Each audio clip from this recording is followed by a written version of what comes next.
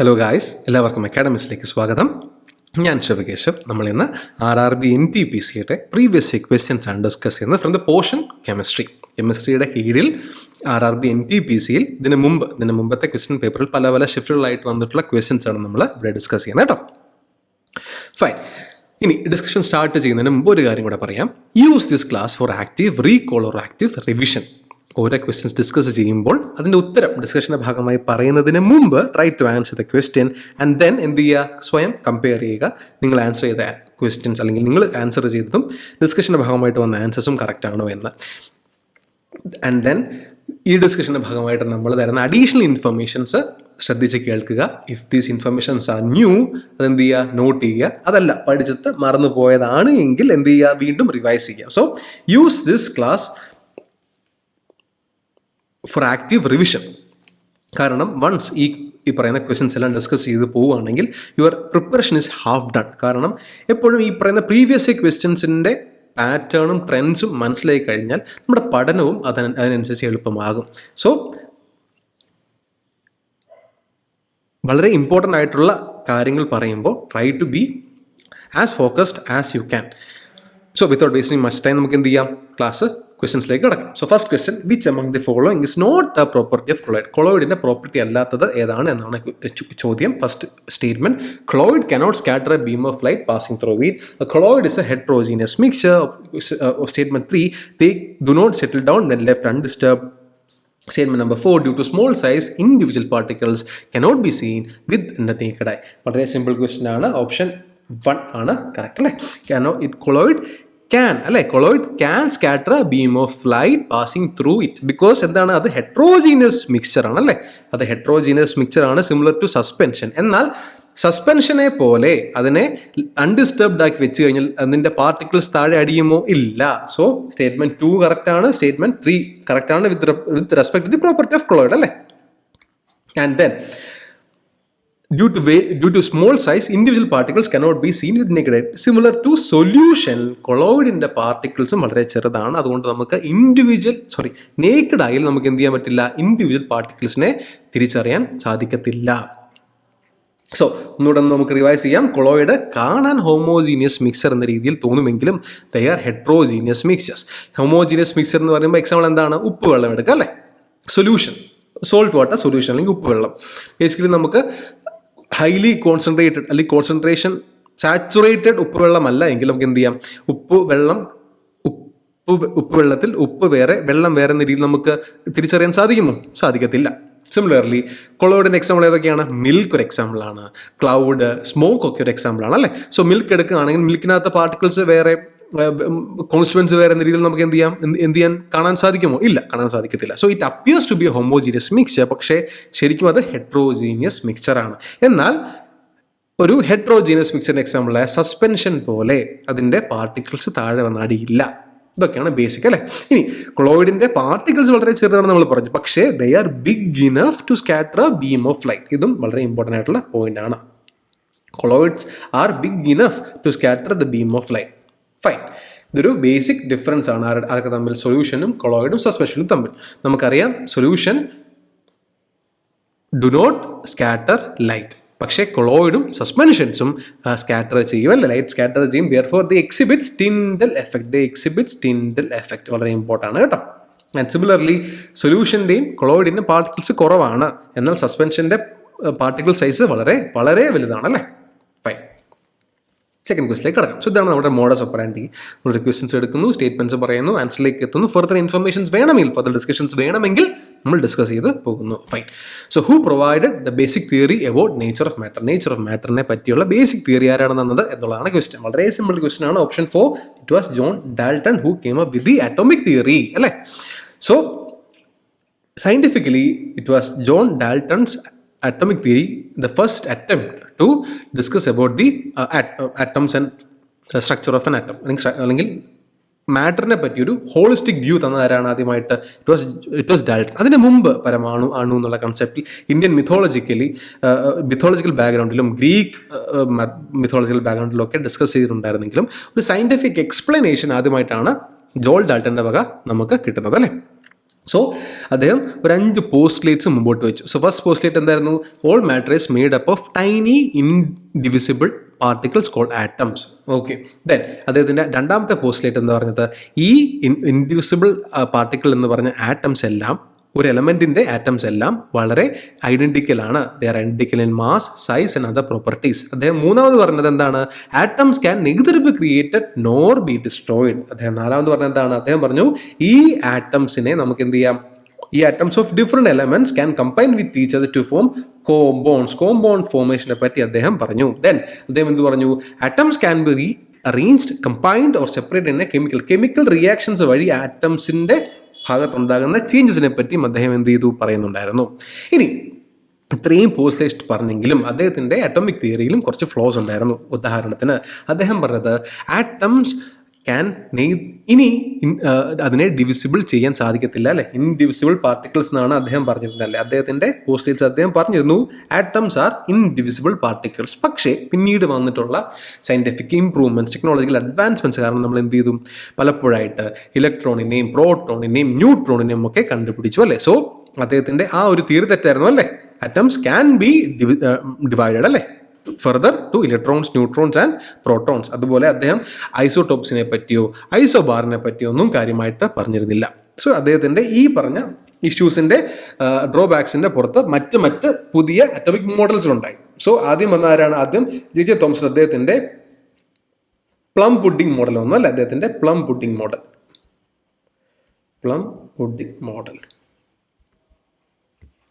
അദ്ദേഹം പറഞ്ഞു. അദ്ദേഹത്തിൻ്റെ ഏറ്റവും വാലിഡായിട്ടുള്ള പോയിന്റ് എന്തായിരുന്നു?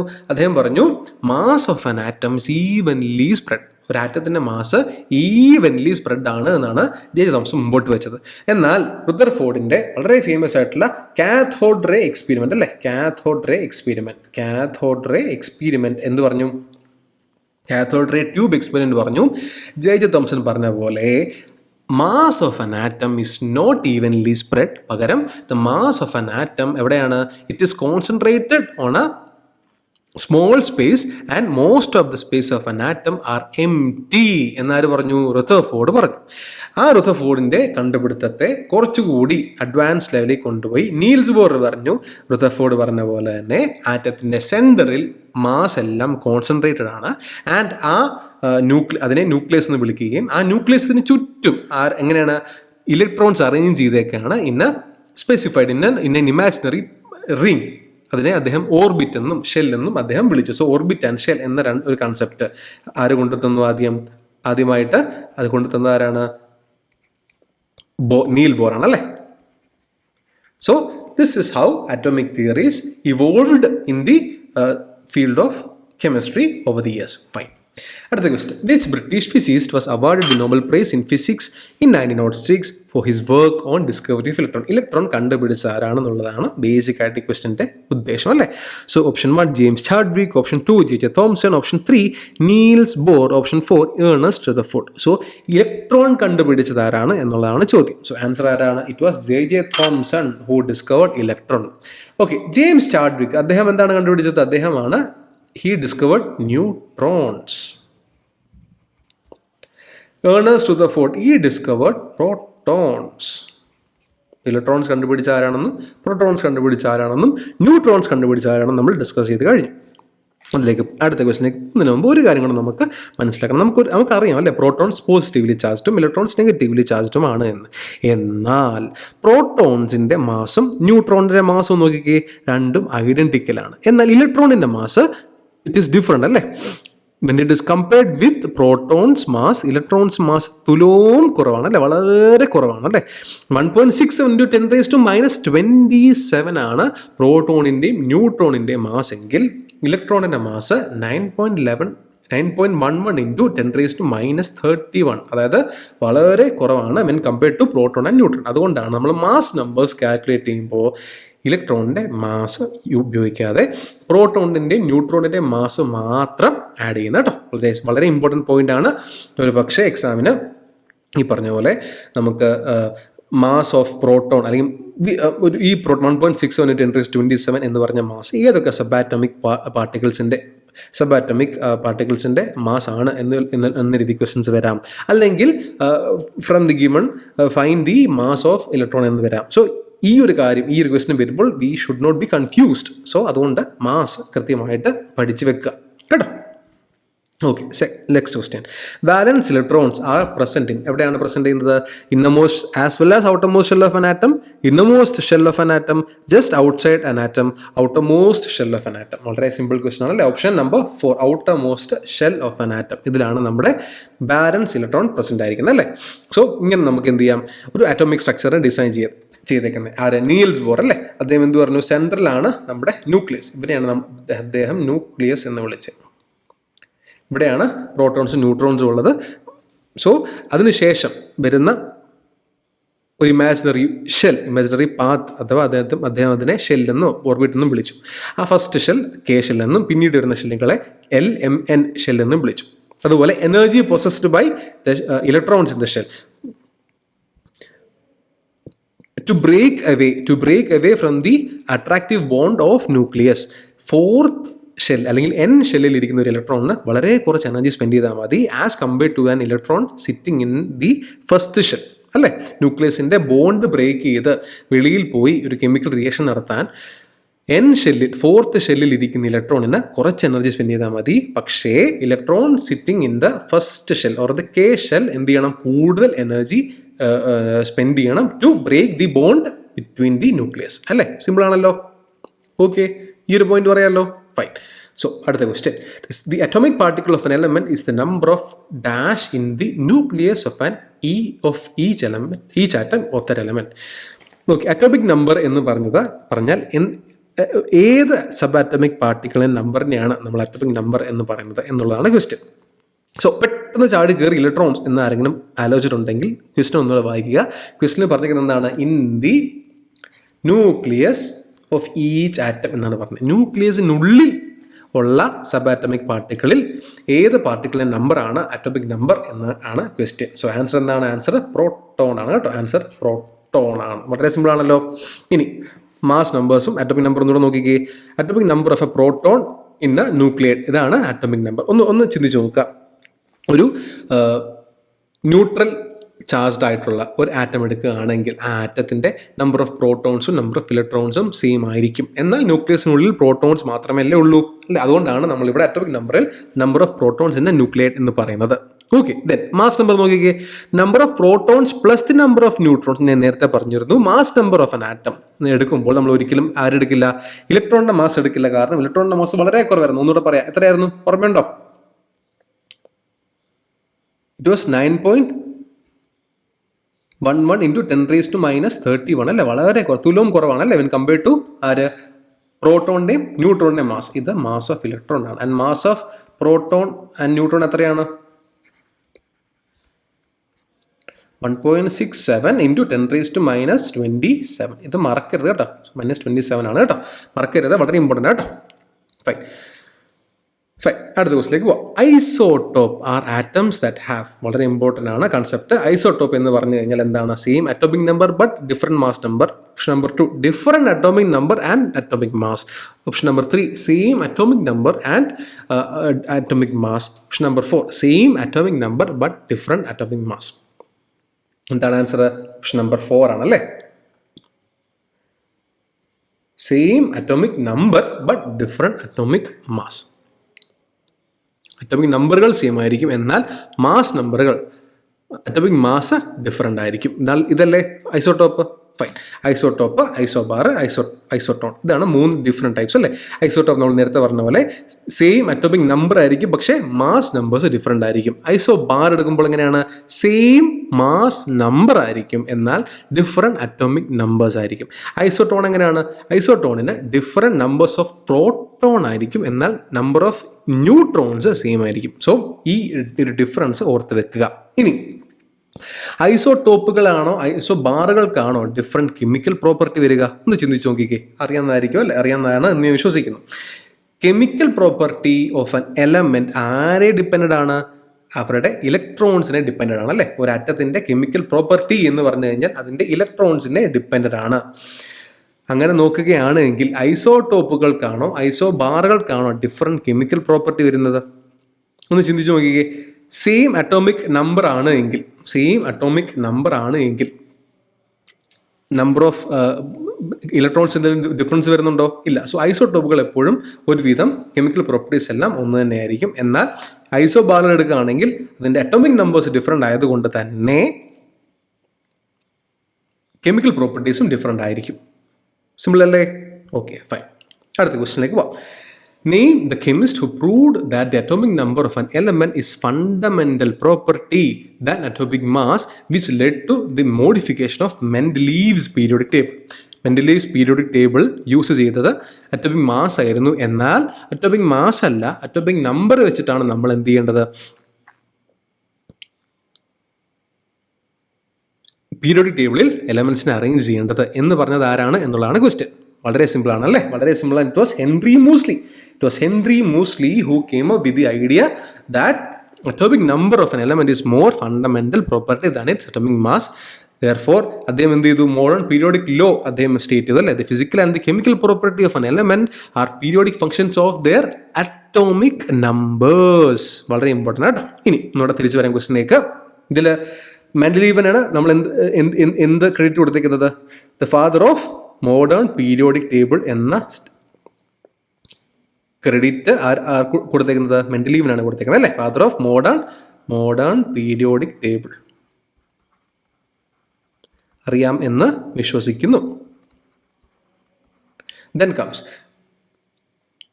ഡോബർണിയർ. ഇദ്ദേഹമാണ് ഒരുപക്ഷെ ആദ്യമായിട്ട് ഏതെങ്കിലും ഒരു രീതിയിൽ എലമെന്റ്സുകളെ ഒന്ന് ക്ലബ് ചെയ്യാൻ നോക്കിയത്. അദ്ദേഹം ട്രയാഡ് ഗ്രൂപ്പിംഗ് ആണ് അദ്ദേഹത്തിന്റെ കോൺട്രിബ്യൂഷൻ അല്ലേ? Triad grouping. 3 എലമെന്റ്സുകളെ യൂസ് ചെയ്ത് അദ്ദേഹം എന്ത് ചെയ്തു? ഒരു ഗ്രൂപ്പിംഗ് സെറ്റ് ചെയ്യാൻ പറ്റുമോ എന്ന് അദ്ദേഹം നോക്കിയല്ലേ?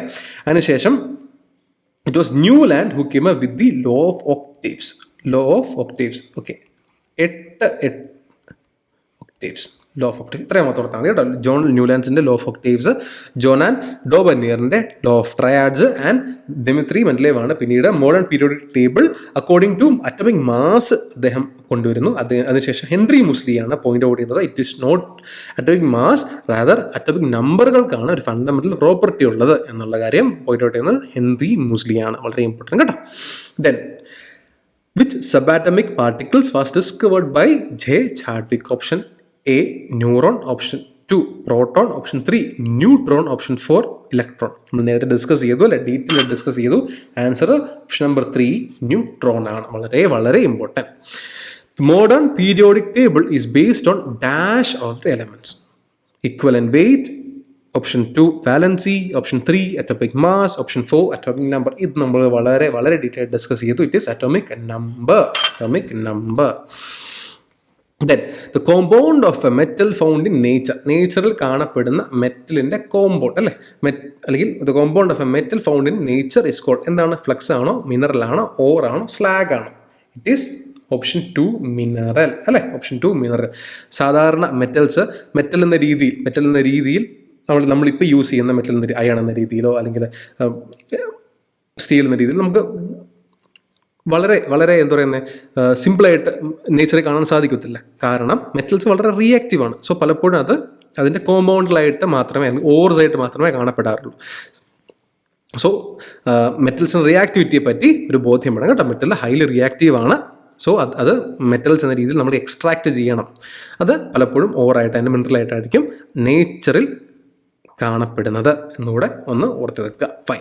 So which of the following is not generally the properties of non metals? Non മെറ്റൽസിന്റെ പ്രോപ്പർട്ടി അല്ലാത്തത് എന്നാണ് ചോദിച്ചിരിക്കുന്നത്. Dull and lacklustre conductors, brittle light substances.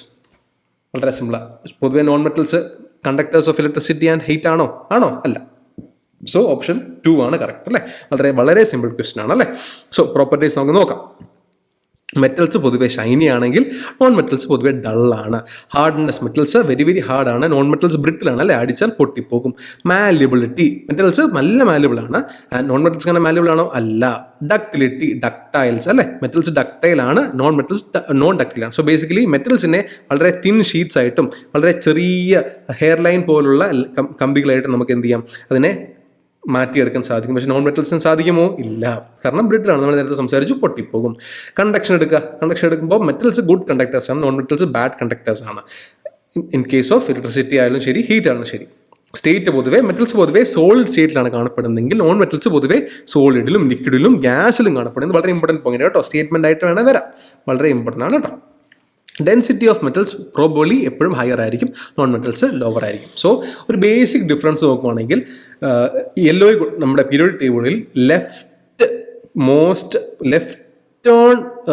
അല്ലെങ്കിൽ ലെഫ്റ്റ് പൊസിഷൻസിലാണ് പൊതുവെ മെറ്റൽസ് അറേഞ്ച് ചെയ്യപ്പെട്ടിരിക്കുന്നതും റൈറ്റ് സൈഡിലാണ് പൊതുവെ നോൺ മെറ്റൽസ് അറേഞ്ച് ചെയ്യപ്പെട്ടിരിക്കുന്നത്. മെറ്റലോയിഡ്സ് ഇവിടെ കുറച്ച് ഗ്രീനി കൊടുത്തിട്ടുണ്ട്. അത് ബോത്ത് മെറ്റലിൻ്റെയും നോൺ മെറ്റൽസിൻ്റെയും ഒരു ട്രാൻസിഷൻ അല്ലെങ്കിൽ രണ്ടുപേരുടെയും പ്രോപ്പർട്ടീസ് പലപ്പോഴായിട്ട് ഷോക്കേസ് ചെയ്യുന്ന കുറച്ച് എലമെന്റ്സുകളാണ് നമ്മൾ മെറ്റലോയിഡ് എന്ന് പറയുന്നത്, അല്ലേ? ഇതൊക്കെ അറിയാമെന്ന് ഞാൻ വിശ്വസിക്കുന്നു. ഫൈൻ. ഇലക്ട്രോനെഗറ്റീവ് ആണ്. ഇലക്ട്രോനെഗറ്റിവിറ്റിയെ പറ്റി ഇലക്ട്രോപോസിറ്റിവിറ്റിയെ പറ്റിയും അറിയാമെന്ന് കരുതുന്നു, അല്ലേ? എങ്ങനെയാണ് മെറ്റൽസ് പോസിറ്റീവ് ആകുന്നതെന്നും ഇലക്ട്രോനെഗറ്റിവിറ്റി എങ്ങനെയാണ് ചേഞ്ച് ചെയ്യുന്നതുമുള്ള കാര്യമൊക്കെ പീരിയോഡിക് ടേബിൾ വെച്ച് നമുക്ക് ഡിസ്കസ് ചെയ്യാം. പിന്നീട് വരുന്ന ക്വസ്റ്റൻസിൽ കൂടുതൽ ഡിസ്കസ് ചെയ്യാം. ഫൈൻ.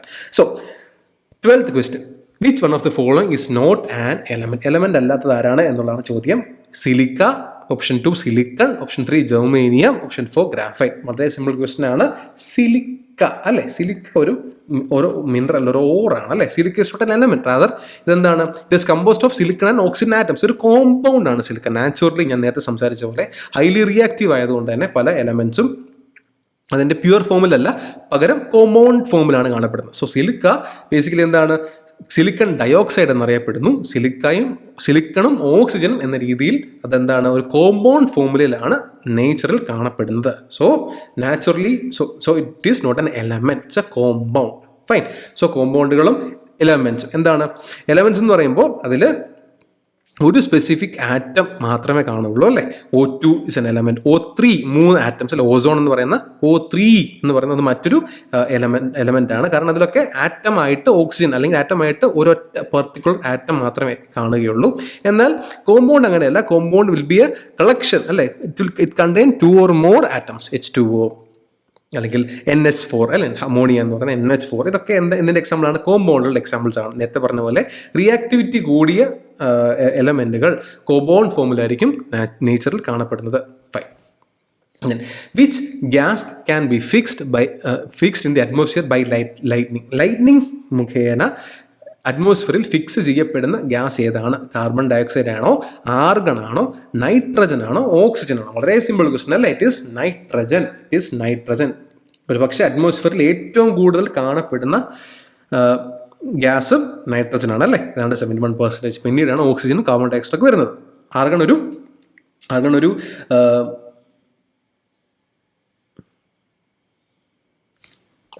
ഒരു ഇനേർട്ട് ഗ്യാസ് ആണ്, അല്ലേ? ആർഗൺ ഒരു ഇനേർട്ട് ഗ്യാസ് ആണ്. So they are highly non reactive. ഇതൊക്കെ നമുക്കറിയാവുന്ന കാര്യമാണെന്ന് വിശ്വസിക്കുന്നു. ഇനി ഫെർദർ ക്വസ്റ്റൻസിൽ നമുക്ക് ഓരോരോ സെക്ഷൻസ് ഡിസ്കസ് ചെയ്യുന്നുണ്ട്. സോ കൂടുതൽ ഡിസ്കഷൻ അപ്പം നടത്താം.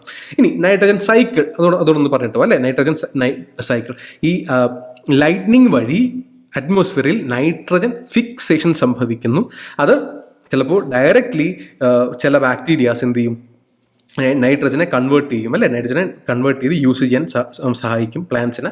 അതല്ലെങ്കിൽ അമോണിഫിക്കേഷൻ വഴി ആദ്യം സോയിലിനുള്ളിൽ വരും, അതിനുശേഷം NO2 നൈട്രസ് ഓക്സൈഡ് മാറും. പിന്നീട് നൈട്രിഫൈങ് ബാക്ടീരിയാസ് ഉണ്ട്, അത് പിന്നീട് നൈട്രജൻ മാറ്റും. ആൻഡ് ദെൻ ഡീനൈട്രിഫിക്കേഷൻ മറ്റൊരു സംഗതിയാണ്, അല്ലേ? എന്താണ്? സോയിലിൽ നിന്നും ഡീനൈട്രിഫിക്കേഷൻ വഴി നൈട്രജനെ അറ്റ്മോസ്ഫിയറിലേക്ക് വിടുന്നു. So this is A cycle. അതുപോലെ നൈട്രജൻ സൈക്കിൾ എന്ന് പറയുന്നത്. ഇതിൽ നമുക്ക് ഇമ്പോർട്ടൻ്റ് ആയിട്ടുള്ള കുറച്ച് വാക്കുകൾ പഠിക്കണം. ഒന്ന് നൈട്രജൻ ഫിക്സേഷൻ, ഒന്ന് ഡീനൈട്രിഫിക്കേഷൻ. ഈ രണ്ട് വാക്കുകളൊന്ന് പഠിക്കണം. ഇത് ഇന്റർചേഞ്ച് ചെയ്ത് വന്നു കഴിഞ്ഞാൽ തെറ്റിപ്പോകരുത് കേട്ടോ. Fine. 14th question, which of the following is used as a fuel in nuclear reactor? Nuclear റിയാക്ടറുകളിൽ യൂസ് ചെയ്യപ്പെടുന്ന ഫ്യൂവൽ ഇതിലേതാണ്? Copper, cobalt, uranium, iodine. ഇതിൽ ഏതാണ് ന്യൂക്ലിയർ റിയാക്ടേഴ്സിൽ ഫ്യൂവലായിട്ട് യൂസ് ചെയ്യുന്നത്? വളരെ സിമ്പിൾ ക്വസ്റ്റ്യൻ ആണ്. യുറേനിയം എന്ന് പറയുമ്പോൾ എന്താണ്? യുറേനിയത്തിൻ്റെ അറ്റോമിക് നമ്പർ 92 ആണ് എങ്കിൽ യുറേനിയത്തിൻ്റെ അറ്റോമിക് വെയിറ്റ് U-238 ആണ്. Okay fine. യുറേനിയത്തിന് നമ്മൾ നേരത്തെ സംസാരിച്ച പോലെ ഐസോടോപ്പുകളുണ്ട് കേട്ടോ. യുറേനിയത്തിന് കുറേ ടു ഡിഫറെൻറ്റ് ഐസോടോപ്സ് ആണ്. ഒന്ന് U-238 എന്ന് പറയും. ഇതാണ് മോസ്റ്റ്ലി കോമൺ നേച്ചറിൽ ഏറ്റവും കൂടെ കാണപ്പെടുന്നത് U-238 ആണ്. പിന്നീട് U-235 എന്ന് പറഞ്ഞ ഒരു ഐസോടോപ്പും കൂടി ഉണ്ട് കേട്ടോ. ഇനി നമ്മളിത് പറഞ്ഞു പോകുന്നതിന് മുമ്പ് ഒരു കാര്യം പറഞ്ഞു പോകാം. യുറേനിയം എൻറിച്ച്മെൻറ്റ് പ്രോസസ്സ് എന്നുള്ള സംഗതിയുണ്ട് കേട്ടോ. നാച്ചുറലി യുറേനിയം എന്ന് പറഞ്ഞാൽ ഞാൻ നേരത്തെ പറഞ്ഞു ഭൂരിഭാഗവും ഏതാണ്ട് 99% യുറേനിയം 238 ആണെങ്കിൽ ഒരു 0.7% മാത്രമാണ്, 1% താഴെയാണ് യുറേനിയം 235 വരുന്നത്. പക്ഷേ നമ്മൾ ഈ പറഞ്ഞ പോലെ ന്യൂക്ലിയർ റിയാക്ടേഴ്സിൽ ഫ്യൂവലായിട്ട് യൂസ് ചെയ്യണമെങ്കിൽ നമ്മൾ എന്ത് ചെയ്യണം? ഇതിനൊന്ന് എൻറിച്ച് ചെയ്യണം. അതുപോലെ ന്യൂക്ലിയർ വെപ്പൺസ് ആയിട്ട് യൂസ് ചെയ്യണം വേണമെങ്കിലും ഇതിനെ എൻറിച്ച് ചെയ്യണം. സോ എൻറിച്ച് ചെയ്യണം എന്ന് പറഞ്ഞു കഴിഞ്ഞാൽ നമ്മൾ എടുക്കുന്ന ഒരു സാമ്പിൾ യുറേനിയത്തിൽ യുറേനിയം U-235 എന്ന ഐസോടോപ്പുകളുടെ പെർസെൻറ്റേജ് കൂട്ടുക. അതിനെ കൂട്ടുന്നതിനാണ് നമ്മൾ എൻറിച്ച്മെൻറ്റ് പ്രോസസ് എന്ന് പറയുന്നത്. Increasing the concentration of U-235 atoms by removing U-238 atoms. ഇതിനാണ് നമ്മൾ എൻറിച്ച്മെൻറ്റ് പ്രോസസ് എന്ന് പറയുന്നത്. വളരെ സിമ്പിൾ ആട്ടോ, വളരെ സിമ്പിളാണ്. ജസ്റ്റ് ഒന്ന് ശ്രദ്ധിച്ചാൽ മതി.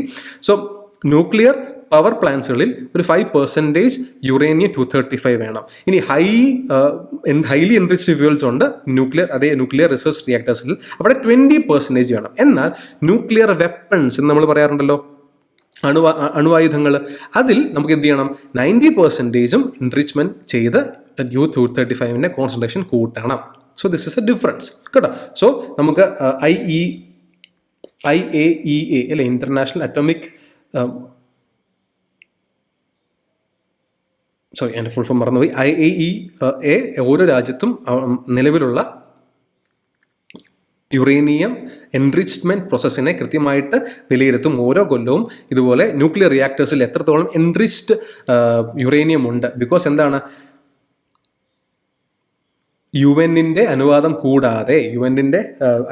കൂടാതെ എന്തെങ്കിലും രീതിയിലുള്ള വെപ്പൺ നിർമ്മാണം സംഘടിപ്പിക്കുന്നുണ്ടോ രാജ്യങ്ങൾ? അത് കാരണം ലോകത്തിൻ്റെ മൊത്തം സമാധാനം തകർക്കുന്ന ഒരു സംഗതിയാണല്ലേ. സോ അതിൽ എന്ത് ചെയ്യും? ഓരോ കൊല്ലവും എല്ലാ രാജ്യത്തും കൃത്യമായിട്ട് എല്ലാ ന്യൂക്ലിയർ പവർ പ്ലാന്റിൽ എത്രത്തോളം എൻറിച്ച്ഡ് ആയിട്ടുള്ള യുറേനിയം യൂസ് ചെയ്തു, എത്രത്തോളം മിച്ചമുണ്ട്, ഇതിൻ്റെയൊക്കെ കൃത്യമായിട്ട് കണക്കാരെടുക്കും? ഇന്റർനാഷണൽ അറ്റോമിക് എനർജി ഏജൻസി കൃത്യമായിട്ട് കണക്കെടുക്കും. ഇതും വളരെ ഇമ്പോർട്ടൻ്റ് ആണ് കേട്ടോ. ജസ്റ്റ് എക്സ്ട്രാ ഇൻഫർമേഷൻ ആയിട്ട് പോയിന്റ് ഔട്ട് ചെയ്തെന്ന് മാത്രമേ ഉള്ളൂ കേട്ടോ. Fine. So 15th question, which of the following is used in the treatment of cancer ട്രീറ്റ്മെന്റിൽ യൂസ് ചെയ്യുന്ന ഐസോടോപ്പ് ഏതാണ് എന്നുള്ളതാണ് question. Isotope of uranium, isotope of cobalt, isotope of copper, isotope of iodine. വളരെ വളരെ ഇമ്പോർട്ടൻറ്റ് ക്വസ്റ്റ്യൻ ആണ്. It is isotope of cobalt അല്ലേ. Isotope of cobalt 60 എന്നറിയപ്പെടുന്ന ഐസോടോപ്പാണ് എന്തിനു വേണ്ടി യൂസ് ചെയ്യുന്നത്? ക്യാൻസർ ട്രീറ്റ്മെൻറ്റിന് വേണ്ടി യൂസ് ചെയ്യുന്നത്. Cobalt 60 radio active isotope of cobalt used in industry and medicine അല്ലേ. അതിന് ഒരുപക്ഷെ അതിൻ്റെ ഏറ്റവും longest lived radio active isotope ആണ് കൊബാൾട്ടിൻ്റെ. It is use to treat cancer and sterilise medical equipments. വളരെ ഇമ്പോർട്ടൻ്റ് ആണ്, ജസ്റ്റ് പോയിന്റ് ഔട്ട് ചെയ്യുക. അതുപോലെ കോപ്പറിൻ്റെയും അയഡിൻ്റെയും മറ്റ് യൂസ് കൂടെ നോക്കാം. കോപ്പർ 67 എന്തിനുവേണ്ടി യൂസ് ചെയ്യും? ബേസിക്കലി ക്യാൻസർ ട്രീറ്റ്മെൻറ്റിന് വേണ്ടി എന്ന് പറയാൻ സാധിക്കത്തില്ലെങ്കിലും ക്യാൻസറിൽ നമ്മൾ ട്യൂമർ ഡിസ്ട്രോയ് ചെയ്യാൻ വേണ്ടി കൊടുക്കുന്ന ആൻറ്റിബോഡീസിനെ കൃത്യമായിട്ട് ഗൈഡ് ചെയ്യാൻ വേണ്ടിയൊക്കെ കോപ്പർ 67 യൂസ് ചെയ്യും. സോ അതിന് ഒരു മെഡിക്കൽ യൂസ് ഉണ്ടെന്ന് കരുതുക. അയഡിൻ 125 എന്തിനു വേണ്ടി യൂസ് ചെയ്യും? It significant diagnostic tool used in clinical test and to diagnose thyroid ഡിസോർഡേഴ്സിന് വേണ്ടിയാണ് അയഡിൻ 125 യൂസ് ചെയ്യുന്നത്. അയഡിൻ 131 തൈറോയിഡ് ഡിസോർഡേഴ്സിൻ്റെ ട്രീറ്റ്മെൻറ്റിന് വേണ്ടി യൂസ് ചെയ്യും കേട്ടോ. ഫൈൻ. സോ ബേസിക് ആയിട്ടുള്ള ഇൻഫർമേഷൻസ് ഇത്ര മതി. Then 17th question, which metal is used in electroplating on iron to protect it from corrosion and formation of rust? തുരുമ്പടിക്കാതിരിക്കാൻ വേണ്ടി യൂസ് ചെയ്യുന്ന ഇലക്ട്രോപ്ലേറ്റിങ്ങിന് വേണ്ടി അയണിൻ്റെ മുകളിൽ ഇലക്ട്രോപ്ലേറ്റ് ചെയ്യുന്ന മെറ്റൽ ഏതാണ് എന്നുള്ളതാണ് question. Rhodium, zinc, tin, chromium. വളരെ സിമ്പിൾ ക്വസ്റ്റ്യൻ ആണ്. വളരെ സിമ്പിൾ. കുട്ടിനാൾ മുതൽ നമ്മൾ സിങ്കിൻ്റെ ഗാലവനൈസേഷൻ പ്രോസസ്സിനെ പറ്റി പഠിക്കുന്നുണ്ടല്ലേ. So galvanisation is a process of coating steel or iron with zinc. എന്തിനാണ്? To protect the underlying metal from rust. വളരെ simple question. Then next question, which of the following is the least reactive element? എലമെൻറ്റുകളിൽ ഏറ്റവും least reactive ആരാണ് എന്നുള്ളതാണ് question. Neon, chlorine, oxygen, hydrogen. വളരെ simple question. Answer neon ആണ്. കാരണം എന്താണ്? അത് inert gas ആണല്ലേ. അതിന് കെമിക്കൽ റിയാക്ടിവിറ്റി ഇല്ല. കാരണം എന്തുകൊണ്ടാണ്? കാരണം അതിൻ്റെ വാലൻസ് ഇലക്ട്രോൺസ് ഇല്ല അല്ലേ. അത് ഫുള്ളി ഒക്യുപ്പൈഡ് ആണല്ലേ. 2-8 എന്ന രീതിയിലാണ് അതിൻ്റെ അറ്റോമിക് അറേഞ്ച്ഡ് വരുന്നത് അല്ലേ. സോ ഫസ്റ്റ് ഇലക്ട്രോൺ നിയോൺ ഇവിടെയാണ്, 10 ആണ് അതിൻ്റെ അറ്റോമിക് നമ്പർ. സോ ഫസ്റ്റ് ഷെല്ലിൽ 2ഉം സെക്കൻഡ് ഷെല്ലിൽ 8ഉം ആണ്. സോ സെക്കൻഡ് ഷെല്ലിൽ എല്ലാ വേക്കൻറ്റ് സ്പോട്ട്സും ഫിൽഡ് ആണ് അല്ലേ. 8 ഇലക്ട്രോൺസ് ആണ് സെക്കൻഡ് ഷെല്ലിൽ ഫിൽ ചെയ്യാൻ സാധിക്കുന്നത്. ആ 8ഉം ഫിൽഡ് ആണ്. ദെയർഫോർ എന്താണ്? നിയോൺ റിയാക്ട് ചെയ്യേണ്ട കാര്യമില്ല. Therefore, it is grouped among the noble gases. മറ്റേതൊക്കെ നോബിൾ ഗ്യാസസ് ഉള്ളത്? Helium, neon, argon, krypton, xenon, radon. ഇത്രയും നമ്മൾ പഠിക്കണം കേട്ടോ. വളരെ ഇമ്പോർട്ടൻ്റ് ആണ് നോബിൾ ഗ്യാസസ്. അതുപോലെ തന്നെ ഹാലജൻസ് ഹൈലി റിയാക്റ്റീവ് ആണ്, സിമിലർ ടു മെറ്റൽസ് അല്ലേ. ഒരുപക്ഷെ മെറ്റലിനേക്കാൾ റിയാക്ടിവിറ്റി പലപ്പോഴും ഹാലജൻസ് കാണിക്കുന്നുണ്ട്. കാരണം അതിന് ഒരൊറ്റ ഇലക്ട്രോൺസ് കൂടെ മതി എന്തിന്? ബാലൻസ് ഷെൽ പൂർത്തീകരിക്കാൻ അല്ലേ. ബാലൻസ് പൂർത്തീകരിക്കാൻ നോബിൾ ഗ്യാസ് കോൺഫിഗറേഷനിലേക്ക് എത്താൻ വേണ്ടി ഹാലജൻസിന് ഒരൊറ്റ ഇലക്ട്രോൺസ് മതി. ഹാലജൻസിൻ്റെ എക്സാമ്പിൾസ് ആരൊക്കെയാണ്? Fluorine, chlorine, bromine, iodine and astatine. വളരെ ഇമ്പോർട്ടൻ്റ് കേട്ടോ. സോ നമുക്ക് നോക്കാം. ഒന്ന് പീരിയോഡിക് ടേബിൾ നോക്കിക്കേ. നേരത്തെ പറഞ്ഞ പോലെ ലെഫ്റ്റ് സൈഡിലാണ് ഏറ്റവും കൂടുതൽ മെറ്റൽസ്, റൈറ്റ് സൈഡിലാണ് നോൺ മെറ്റൽസ് പൊതുവെ അറേഞ്ച് ചെയ്തേക്കുന്നത്. ഫസ്റ്റ് ഗ്രൂപ്പിൽ ആൽക്കലൈൻ മെറ്റൽസ് എന്ന് പറയും. They are highly reactive. പൊതുവെ ഏറ്റവും റിയാക്റ്റീവ് ആയിട്ടുള്ള മെറ്റൽസ് ആരൊക്കെയാണ്? Lithium, sodium, potassium, rubidium, caesium and francium. ഇതൊക്കെ ഹൈലി റിയാക്റ്റീവ് ആയിട്ടുള്ള മെറ്റൽസ് ആണ്. നടുക്ക് വരുന്ന ട്രാൻസിഷൻ മെറ്റൽസ് ആണ് കേട്ടോ. ഫൈൻ. അടുത്ത ക്വസ്റ്റിലേക്ക് പോകാം. The symbol used for magnesium. മഗ്നീഷ്യത്തിൻ്റെ സിമ്പിൾ ഇവിടെ എന്താണ് എന്നാണ് ചോദിച്ചിരിക്കുന്നത്. വളരെ സിമ്പിളാണ്. ഫസ്റ്റ് അല്ലേ, Mg. വളരെ simple. Each element has A name and dash. ഒരു എലമെൻറ്റിന് ഒരു പേരും പിന്നെ എന്തുമാണുള്ളതാണ്. യുണീക്ക് കെമിക്കൽ സിമ്പിൾ എന്നാണ് അല്ലേ. നമ്മൾ കുറച്ച് മുമ്പ് പഠിച്ചു അല്ലേ. മഗ്നീഷ്യത്തിൻ്റെ ഒരു കെമിക്കൽ സിമ്പിൾ Mg എന്നുള്ളത് മഗ്നീഷ്യമാണ്. മറ്റേത് എലമെൻറ്റിനും അല്ലെങ്കിൽ ഒരു എലമെൻറ്റിനും പിന്നെ Mg നമ്മൾ അസൈൻ ചെയ്യത്തില്ല. Fine. The correct sequence of metallic character of a given element. Metallic ക്യാരക്ടറിൻ്റെ കറക്റ്റ് ഗിവൺ സീക്വൻസ് ഏതാണെന്ന് നമ്മൾ കുറച്ച് മുമ്പ് പീരിയോഡിക് ടേബിൾ നോക്കിയിരുന്നു അല്ലേ. സോ അതിൽ നമ്മൾ പറഞ്ഞിരുന്നു അല്ലേ എങ്ങനെയാണ് മെറ്റാലിക് ക്യാരക്ടർ പോകുന്നതെന്ന്. മുകളിൽ നിന്ന് താഴോട്ട് ഇൻക്രീസ് ചെയ്യാണ് ചെയ്യുന്നത്. So it is option number 3. Option number 3. നോക്കിക്കേ. മെറ്റലിക് ക്യാരക്ടർ മുകളിൽ നിന്ന് താഴോട്ട് കൂടുകയാണ്. സിമിലർലി റൈറ്റിൽ നിന്ന് ലെഫ്റ്റിലേക്ക് വരുമ്പോൾ കൂടുകയാണ്. ഞാൻ നേരത്തെ വീണ്ടും പറയുകയാണ്, മെറ്റൽസ് പൊതുവെ പീരിയോഡിക് ടേബിളിൽ ലെഫ്റ്റ് സൈഡിലാണ്. സോ ഒബ്വിയസ്ലി മെറ്റാലിക് ക്യാരക്ടർ റൈറ്റിൽ നിന്ന് ലെഫ്റ്റിലേക്ക് പോകുമ്പോൾ കൂടും. സിമിലർലി മുകളിൽ നിന്ന് താഴോട്ട് പോകുമ്പോൾ മെറ്റാലിക് ക്യാരക്ടർ കൂടും. ഈ ഒരു ബേസിക് ട്രെൻഡ് കൂടി ഒന്ന് മനസ്സിലാക്കി വെക്കുക കേട്ടോ. അതായത് ഇനി വരുന്ന ഏത് ക്വസ്റ്റ്യൻ നമുക്ക് ഉത്തരത്തിലേക്ക് എത്താൻ സാധിക്കണം. അതുകൊണ്ടാണ് ഈ ഒരു ബേസിക് ട്രെൻഡ് ഓർമ്മയിൽ വെക്കാൻ പറഞ്ഞത്. ഇതുപോലെ നമ്മൾ കുറച്ചധികം ട്രെൻഡ്സ് ഇനി ഡിസ്കസ് ചെയ്യും. Fine. So the elements that have intermediate properties between those of metals and non-metals are called metalloids അല്ലേ. മെറ്റലോയിഡ്സിൻ്റെ ഡെഫിനിഷനാണ് തന്നിരിക്കുന്നത്. And which among the following is known as A metalloid. ഈ കൊടുത്തിരിക്കുന്നതിൽ ആരാണ് ഒരു മെറ്റലോയിഡ് എന്നാണ് പറഞ്ഞിരിക്കുന്നത്. നമ്മൾ നേരത്തെ ഡിസ്കസ് ചെയ്തു മെറ്റൽസും നോൺ മെറ്റൽസും അതിന് ഇടയ്ക്ക് കുറച്ച് മെറ്റലോയിഡ്സ് ഉണ്ട്. ആരൊക്കെയാണ് മെറ്റലോയിഡ്സ്? ബ്രോമിയം, സിലിക്കൺ, ജെർമേനിയം, ആസ്നിയം അല്ലേ. സോ ഇവിടെ ജെർമേനിയം ആണ് ഉത്തരം. ജെർമേനിയം എന്ന് പറയുമ്പോൾ മെറ്റലോയിഡ് എന്ന് പറയുമ്പോൾ എന്താണ്? പൊതുവേ അത് മെറ്റലിൻ്റെയും നോൺ മെറ്റലിൻ്റെയും ക്യാരക്ടറിസ്റ്റിക്സ് കാണാൻ ഒരു പക്ഷേ അത് നോൺ മെറ്റലെ പോലെ തോന്നുമെങ്കിൽ, ചിലപ്പോൾ മെറ്റലിനെ പോലെ തോന്നുമെങ്കിലും അവരത്ര വലിയ കണ്ടക്ടേഴ്സ് ഒന്നുമല്ല. പക്ഷേ കുറച്ച് ഇമ്പ്യൂരിറ്റീസ് ഒക്കെ ആഡ് ചെയ്ത് നമുക്ക് എന്ത് ചെയ്യാം? നമുക്ക് നമ്മുടെ ഒരു ഇലക്ട്രോണിക് കോൺഫിഗറേഷൻ അല്ലെങ്കിൽ ഇലക്ട്രോണിക് അപ്ലയൻസിന് ആവശ്യമായിട്ടുള്ള ഒരു കണ്ടക്ടിവിറ്റിയിലൊക്കെ എത്തിക്കാൻ സാധിക്കും. സോ അതാണ് ബേസിക്കായിട്ട് മെറ്റലോയിഡ്സിൻ്റെ യൂസ് കേട്ടോ. ഇതോടെ ഒന്ന് ഓർത്ത് വെക്കുക. Fine.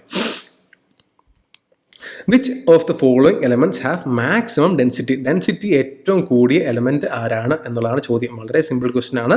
Mercury, platinum, lead, osmium. Answer എന്താണ്? ആൻസർ ഓപ്ഷൻ 4 ഓസ്മിയം ആണ്. ഓസ്മിയമാണ് ദ മോസ്റ്റ് ഡെൻസസ്റ്റ് മെറ്റൽ കേട്ടോ. ഡെൻസസ്റ്റ് എലമെന്റ് ആരാണ്? ഓസ്മിയം ആണ്. ഒന്ന് നോക്കിക്കേ, പീരിയോഡിക് ടേബിൾ നോക്കിക്കേ. ഇവിടെ ട്രാൻസിഷൻ എലമെന്റുകളിലാണ് അല്ലെ ഡെൻസിറ്റി ഏറ്റവും കൂടുന്നത് അല്ലേ? ഒന്ന് ശ്രദ്ധിച്ച് നോക്കാൻ പറയും. ഓസ്മിയമാണ്, ഓസ്മിയത്തിന് ശേഷം ഇറീഡിയത്തിനാണ് ഏറ്റവും കൂടുതൽ ഡെൻസിറ്റി ഉള്ളത്. ഈ ഒരു രണ്ട് കാര്യം മാത്രം ഓർത്ത് വെക്കുക. ഓസ്മിയമാണ് ഏറ്റവും ഡെൻസസ്റ്റ് മെറ്റീരിയൽ, അതിനുശേഷം ഇറീഡിയം. ഇവിടെ നോക്കിക്കേ, ലെഫ്റ്റ് സൈഡിൽ കൊടുത്തിരിക്കുന്ന പിക്ചറിൽ ഓസ്മിയവും ഇറീഡിയം തമ്മിൽ വളരെ ചെറിയ വ്യത്യാസമുള്ളൂ അല്ലേ? വളരെ ചെറിയ വ്യത്യാസമുള്ളൂ. Then comes platinum, rhenium, neptunium, plutonium. Gold ഒക്കെ കുറേ താഴെയാണ് വരുന്നത് അല്ലേ? ഗോൾഡ് എത്രാമത്തെ ഡെൻസിറ്റി നോക്കുമ്പോൾ 1, 2, 3, 4, 5, 6, 7ാമത്തെ 7th ഡെൻസസ്റ്റ് മെറ്റീരിയലാണ് ആര്? ഗോൾഡ്. പിന്നീടാണ് ടങ്സ്റ്റൺ വരുന്നത്. കുറച്ച് ഇമ്പോർട്ടൻ്റ് ആയിട്ടുള്ള പോയിന്റുകളാണ് കേട്ടോ. സോ ഒന്നോർത്ത് വെക്കുക, ഓസ്മിയമാണ് the densest element present in the periodic table. അതിനുശേഷം പിന്നീടാണ് ഇറീഡിയം വരുന്നത്. സോ ഇത്രയും ഈ 2 പോയിന്റ് മാത്രം വെച്ച് നോക്കിക്കഴിഞ്ഞാൽ നമുക്ക് ഒരു പരിധി വരെ ആൻസറിലേക്ക് എത്താൻ സാധിക്കും. ഈവൻ ഇഫ് ക്വസ്റ്റ്യൻ വരുമ്പോൾ ഒരു മാച്ച് ദ ഫോളോയിങ്ങോ അല്ലെങ്കിൽ arrange elements according to density ആണ് എങ്കിൽ പോലും 1, 2, 3 ഡെൻസസ്റ്റ് മെറ്റൽസ് അറിഞ്ഞു കഴിഞ്ഞാൽ നമുക്ക് എന്ത് ചെയ്യാൻ പറ്റും? ഈസിലി നമുക്ക് പ്രിഡിക്ട് ചെയ്യാൻ സാധിക്കും ഏതാണ് ഉത്തരമെന്ന്. സോ ഡെൻസസ്റ്റ് എലമെന്റ് ആരാണ്? ഓസ്മിയം. മറക്കാതെ ഇരിക്കുക. Fine. 24th question. Dash are known as electronegative because they form negatively charged ions by gain of electrons. ഒരു ഇലക്ട്രോൺ നേടി നെഗറ്റീവ്ലി ചാർജ്ഡ് ആകുന്ന ഏത് എലമെന്റിനെയാണ് ഇലക്ട്രോ നെഗറ്റീവ് എലമെന്റ്സ് എന്ന് പറയുന്നത്? വളരെ സിമ്പിൾ ക്വസ്റ്റൻ അല്ലേ? Non metals, alloys, compounds, mixtures. ആർക്കാണ്? നമ്മൾ നേരത്തെ സംസാരിച്ചു ഹാലജൻസ് അല്ലെ? ഹാലജൻസ് ഒരു വളരെ ഹൈലി റിയാക്റ്റീവ് ആയിട്ടുള്ള നോൺ മെറ്റൽ ആണ് അല്ലേ? They need only 1 more electron. ഒരൊറ്റ ഇലക്ട്രോണും കൂടെ കിട്ടിക്കഴിഞ്ഞാൽ എന്ത് പറ്റും? അതിന് ഒരു നോബിൾ ഗ്യാസ് കോൺഫിഗറേഷനിലേക്ക് എത്താൻ സാധിക്കും. Therefore non metals are known as electronegative elements because they form negatively charged ions by gain of electrons. നോക്കിക്കേ, ഇലക്ട്രോനെഗറ്റിവിറ്റി ട്രെൻഡ് നോക്കിക്കേ. ലെഫ്റ്റിൽ നിന്ന് റൈറ്റിലേക്ക് പോകും തോറും ഇലക്ട്രോ നെഗറ്റിവിറ്റി കൂടിക്കൊണ്ടിരിക്കും അല്ലേ? ലെഫ്റ്റിൽ നിന്ന് റൈറ്റിലേക്ക്, അതായത് മെറ്റൽസിൽ നിന്ന് നോൺ മെറ്റൽസിലേക്ക് പോകുമ്പോൾ ഇലക്ട്രോ നെഗറ്റിവിറ്റി കൂടും. സിമിലർലി താഴെ നിന്ന് മുകളിലേക്ക് പോകുമ്പോൾ ഇലക്ട്രോ നെഗറ്റിവിറ്റി കൂടും. ഏറ്റവും ഇലക്ട്രോ നെഗറ്റീവ് ആയിട്ടുള്ള എലമെന്റ് ആരാണ്? It is fluorine. ഈ ഒരു കാര്യം കൂടെ ഓർത്ത് വെക്കുക. Highly negative electro negative element ആരാണ്? ഫ്ലൂറിൻ. ഇനി ഇലക്ട്രോ നെഗറ്റിവിറ്റിക്ക് ഓപ്പോസിറ്റ് ആയിരിക്കും എപ്പോഴും ഇലക്ട്രോ പോസിറ്റിവിറ്റി ട്രെൻഡ്. അതായത് ലെഫ്റ്റിൽ നിന്ന് റൈറ്റിലേക്ക് പോകുമ്പോൾ ഇലക്ട്രോ നെഗറ്റീവ് ആകുമ്പോൾ, റൈറ്റിൽ നിന്ന് ലെഫ്റ്റിലേക്ക് പോകുമ്പോൾ എന്താകും? ഇലക്ട്രോ പോസിറ്റീവ് ആകും. കൺഫ്യൂഷൻ അടിക്കരുത്, ഇലക്ട്രോ പോസിറ്റിവിറ്റിയുടെ കാര്യമാണ് കേട്ടോ പറയുന്നത്. Electro positive, sorry. അതുപോലെ താഴേന്ന് മുകളിലേക്ക് പോകുമ്പോൾ ഇലക്ട്രോ നെഗറ്റീവ് എന്ന് പറഞ്ഞു കഴിഞ്ഞാൽ, മുകളിൽ നിന്ന് താഴോട്ട് പോകുമ്പോൾ എന്തായിരിക്കും? ഇലക്ട്രോ പോസിറ്റീവ് ആയിരിക്കും അല്ലെ? മുകളിൽ നിന്ന് താഴേക്ക് പോകുമ്പോൾ ഇലക്ട്രോ പോസിറ്റീവ് ആയിരിക്കും. ദെർഫോർ ഫെർണീഷ്യമാണ് എന്ത്? ഹൈലി പോസിറ്റീവ് ഇലക്ട്രോ പോസിറ്റീവ് ആയിട്ടുള്ള എലമെന്റ്. വളരെ ഇമ്പോർട്ടൻ്റ് ആയിട്ടോ, വളരെ വളരെ വളരെ ഇമ്പോർട്ടൻ്റ് ആയിട്ടുള്ള 2 എക്സ്ട്രാ പോയിന്റ്സ് ആണ് നമ്മൾ ഡിസ്കസ് ചെയ്തേക്കുന്നത്. Fine. Then comes 25th question. Which of the following elements is a liquid at room temperature? Room ടെമ്പറേച്ചറുകളിൽ ലിക്വിഡ് ആയിട്ടുള്ള എലമെന്റ് ഏതാണ് എന്നുള്ളതാണ് ചോദിച്ചിരിക്കുന്നത്. നമുക്കറിയാം, വളരെ സിമ്പിൾ ആണ്. മെർക്കുറി. Option 4 mercury. നോക്കിക്കേ, ഗ്യാഷ്യസ് എലമെന്റുകൾ നമ്മൾ ഇതിൽ സംസാരിച്ചു. Halogens, fluorine, chlorine, bromine. Then noble gases എല്ലാം തന്നെ ഗ്യാഷ്യസ് ആണ് അല്ലേ? ദെൻ ഓക്സിജൻ ഉണ്ട്, നൈട്രജൻ ഉണ്ട്, ഹൈഡ്രജൻ, ഇവയൊക്കെ ഗ്യാഷ്യസ് സ്റ്റേറ്റിലാണ്. ദെൻ ബ്രോമിനും മെർക്കുറിയുമാണ് ലിക്വിഡ് എലമെന്റ്സുകൾ. മെർക്കുറിയുമാണ് ലിക്വിഡ് എലമെന്റുകൾ. ബാക്കി എല്ലാ എലമെന്റുകളും സോളിഡ് എലമെന്റുകളാണ്. Fine. Which element is a greenish yellow gas with A characteristic smell at room temperature? എന്താണ് ക്വസ്റ്റിന്റെ കാമ്പ്? എന്താണ്? ഏത് ഗ്യാസ് ആണ് താഴെ കൊടുത്തിരിക്കുന്ന ഏത് എലമെന്റ് ആണ് in gaseous form greenish yellow colour ഉള്ളത് എന്നുള്ളതാണ്. വളരെ സിമ്പിൾ ക്വസ്റ്റൻ ആണ്. First option iodine, second chlorine, third carbon monoxide, fourth hydrogen sulphide. വളരെ വളരെ സിമ്പിൾ ക്വസ്റ്റൻ ആണ്. ആൻസർ എന്താണ്? ആൻസർ ക്ലോറിൻ ആണ്. ഫൈൻ. സോ ക്ലോറിൻ നമുക്കറിയാം, ക്ലോറിൻ ഒരു ഹാലജൻ ആണ് അല്ലേ? അതിന് അറ്റോമിക് നമ്പർ എത്രയാണ്? 17 ആണ്. And hence it's a halogen. It belong to the group 17. ഫ്ലൂറിന് ശേഷം ഏറ്റവും കൂടുതൽ റിയാക്റ്റീവ് ആയിട്ടുള്ള ഹാലജൻ ആണ് chlorine. And it's a disinfectant അല്ലേ? It is used as a disinfectant. വളരെ വളരെ ഇമ്പോർട്ടൻ്റ് ആയിട്ട് പോയിന്റ്സ് ആണ്. Chlorine is poisonous, corrosive and it is also irritating to the respiratory system and eyes. വളരെ ഇമ്പോർട്ടൻറ്റ് പോയിന്റ് ആണ്. കാരണം ഇതിന് ഒരു ഹിസ്റ്റോറിക് റെലവൻസ് കൂടി ഉണ്ട് അല്ലേ? ക്ലോറിൻ എന്ന് പറഞ്ഞ എലമെന്റിന് ഒരു ഹിസ്റ്റോറിക് റെലവൻസ് ഉണ്ട്. എന്താണ് റെലവൻസ്? World War I ചരിത്രത്തിൽ ആദ്യമായി ഒരു കെമിക്കൽ വാർഫെയറിന് വേണ്ടി യൂസ് ചെയ്ത എലമെന്റ് അല്ലെങ്കിൽ ഗ്യാസ് ആണ് എന്ത്? Chlorine. So chlorine was the first gas to be used in a chemical warfare in World War I. So ക്ലോറിനും കാർബൺ മോണോക്സൈഡും കൂടി ജോയിൻ ചെയ്യുന്ന അല്ലെങ്കിൽ ഫോം ചെയ്യുന്ന കാർബോണിൽ ക്ലോറൈഡ് എന്ന് പറഞ്ഞ എലമെന്റ്, അല്ലെങ്കിൽ അതിനെ ഫോസ്ജീൻ എന്നും വിളിക്കും.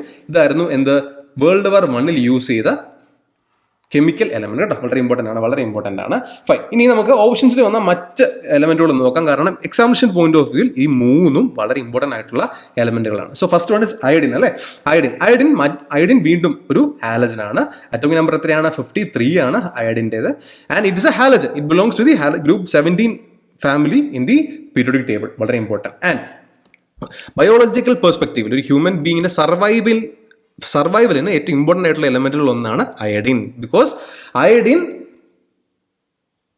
Is required for the proper functioning of ബ്രെയിനിന്റെ പ്രോപ്പർ ഫംഗ്ഷനിങ്ങിന് ആവശ്യമായിട്ടുള്ള ഒരു എലമെന്റ് ആണ് അയഡിൻ. എങ്ങനെയാണ് അതിന്റെ അത്രയും റെലവൻസ് വരുന്നത്? എങ്ങനെയാണ്? കാരണം അയഡിൻ, ബോഡിയിലുള്ള അയഡിൻ ആണ് തൈറോക്സിൻ എന്ന് പറഞ്ഞ ഒരു ഹോർമോണിനെ തൈറോയിഡ് ഗ്ലാൻഡിൽ ഉണ്ടാക്കുന്നത്. എന്താണ് ആ ഹോർമോണിന്റെ പേര്? തൈറോക്സിൻ. ഇതൊരു ഹോർമോണാണ്.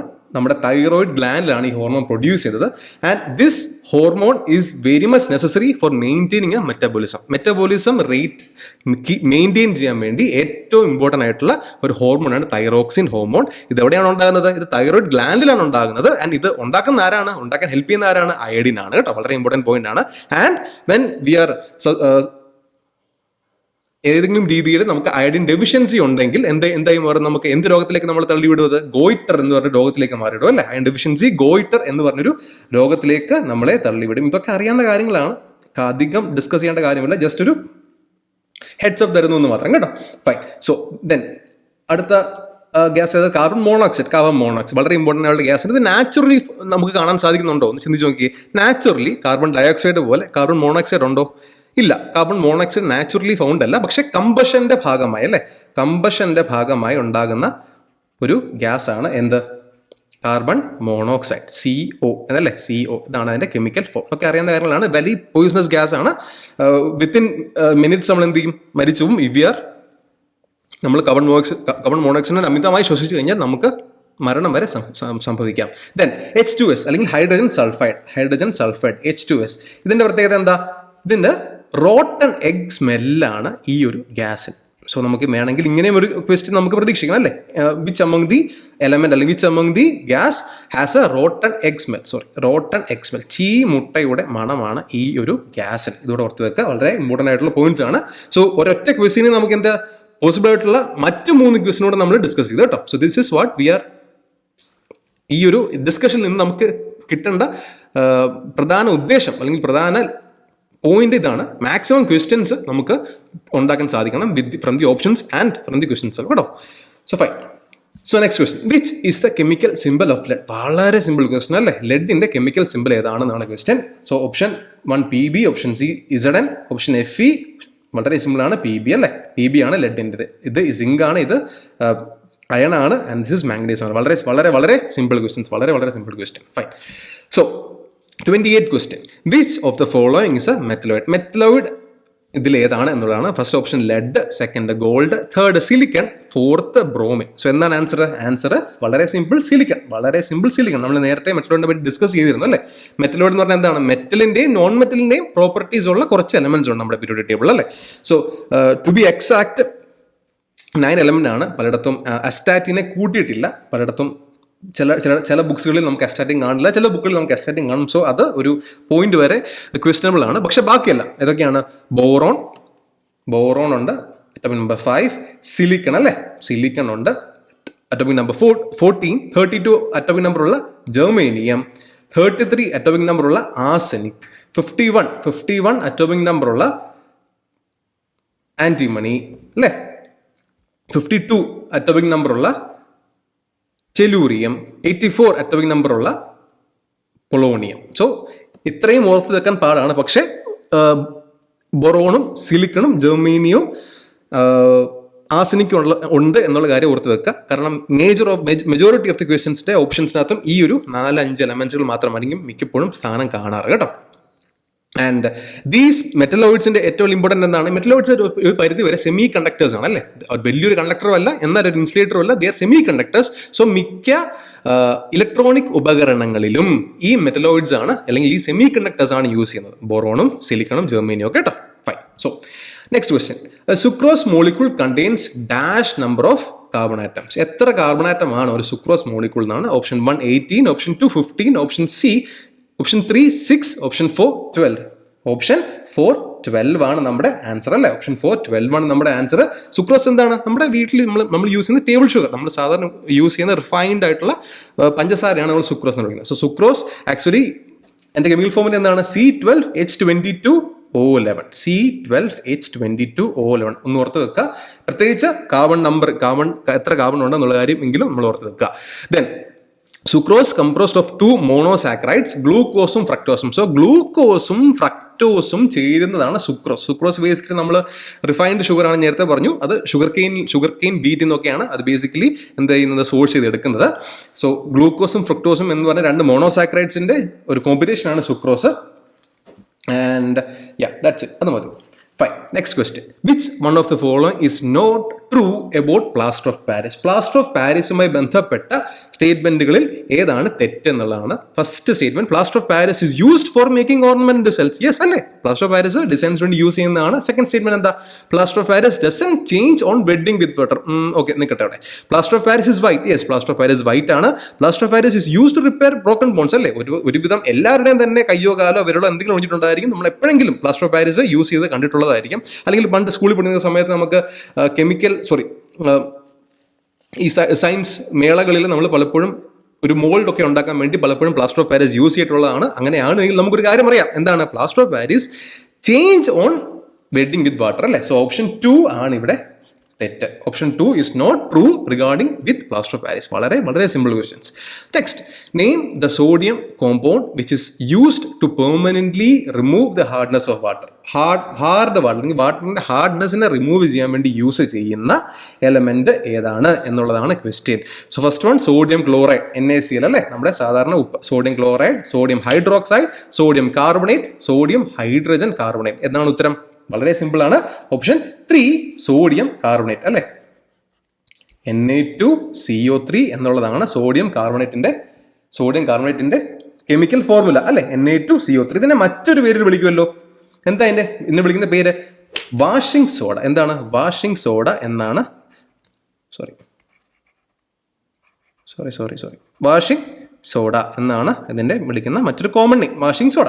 ഇനി സോഡിയം കാർബണേറ്റിനെ ഉണ്ടാക്കാൻ അല്ലെങ്കിൽ സോഡിയം കാർബണേറ്റിനെ ഏത് പ്രോസസ്സ് വഴിയാണ് ഉണ്ടാക്കുന്നത് എന്നുള്ള ക്വസ്റ്റ്യൻസ് ചോദിക്കുകയാണെങ്കിൽ അതിൻ്റെ ഉള്ളത്തിന് എന്താണ്? സോൾവേ.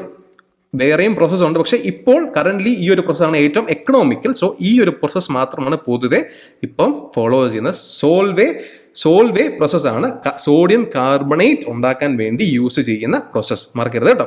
വാഷിംഗ് സോഡ Na2CO3 ആണെങ്കിൽ ബേക്കിംഗ് സോഡ എന്തായിരിക്കും? നോർത്ത് നോക്കിക്കേ, ബേക്കിംഗ് സോഡ എന്തായിരിക്കും? Baking soda is nothing but sodium bicarbonate. NaHCO3. Sodium bicarbonate. ഇതുടനെ ഓർത്ത് വെക്കാം.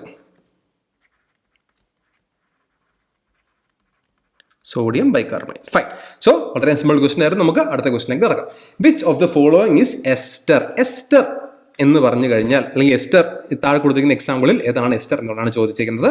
First option CH3CHO, second CH3COOH, third CH3COOC2H5, CH3COCH3 ആണ് ഫോർത്ത് ഓപ്ഷൻ. സോ ബേസിക്കലി നമുക്കറിയാമല്ലോ എസ്റ്ററിന്റെ ഒരു സ്കെലറ്റൽ ഇക്വേഷൻ എങ്ങനെ എഴുതാം? എസ്റ്ററിന്റെ സ്കെലറ്റൽ ഇക്വേഷൻ RCOOR ഡാഷ്. ഇതാണ് എസ്റ്ററിന്റെ സ്കെലറ്റൽ ഇക്വേഷൻ.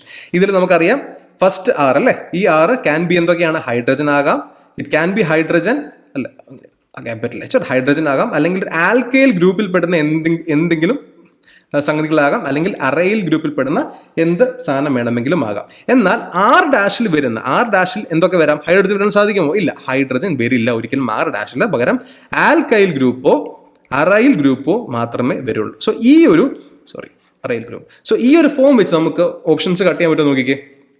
ഓക്കെ, CH3CH ഒരിക്കലും വരില്ല അല്ലേ, ഒരിക്കലും വരില്ല. ഫൈൻ. നീ CH3CH അടങ്ങട്ടെ, CH3COOH ഞാൻ പറഞ്ഞു R ഡാഷ് ഫോമുല അല്ലെ, R ഡാഷ് ആണ് ഇവിടെ H, R ഡാഷിന്റെ പ്ലേസിലാണ് H കിടക്കുന്നത്. സോ ഒരിക്കലും RCOOR ഡാഷ് എന്ന എസ്റ്ററിന്റെ സ്കെലറ്റൽ ഫോമിൽ ഒരിക്കലും R ഡാഷിന്റെ പ്ലേസിൽ H വരില്ല. സോ നമുക്ക് ഈ ഓപ്ഷനും കട്ട് ചെയ്യാം. ആൻഡ് CH3COCH3 ഇതെന്ത് സംഗതി, COO വേണം അല്ലേ, RCOOR ഡാഷ് ആണ് നമ്മുടെ സ്കെലറ്റൽ ഫോം. സോ ഒരിക്കലും ഓപ്ഷൻ 4 ആയിരിക്കില്ല, ഓപ്ഷൻ 3 ആണ് ആൻസർ അല്ലേ, ഓപ്ഷൻ 3 ആണ് ആൻസർ. ഇത് ബേസിക്കലി എന്താണ്, ഈഥൈൽ അസറ്റേറ്റ് ആണ് അല്ലെ, ഈഥൈൽ അസറ്റേറ്റ് ആണ് ബേസിക്കലി. സോ എസ്റ്റർ എന്താണ്, എസ്റ്റർ ഈസ് ബേസിക്കലി എന്താണ്, ആൽക്കഹോൾ ആൻഡ് ആസിഡ് റിയാക്ട് ചെയ്തിട്ടാണ് എസ്റ്റർ ഉണ്ടാകുന്നത്. ഒരു ആൽക്കഹോളും ഒരു ആസിഡും തമ്മിൽ റിയാക്ട് ചെയ്യുമ്പോഴാണ് എസ്റ്റർ ഉണ്ടാകുന്നത്. വളരെ ഇമ്പോർട്ടൻറ്റ് പോയിന്റ് ആണ്, ഒന്ന് നോട്ട് ചെയ്ത് വെച്ചേക്കുക. Alcohol and acid reacts to form ester.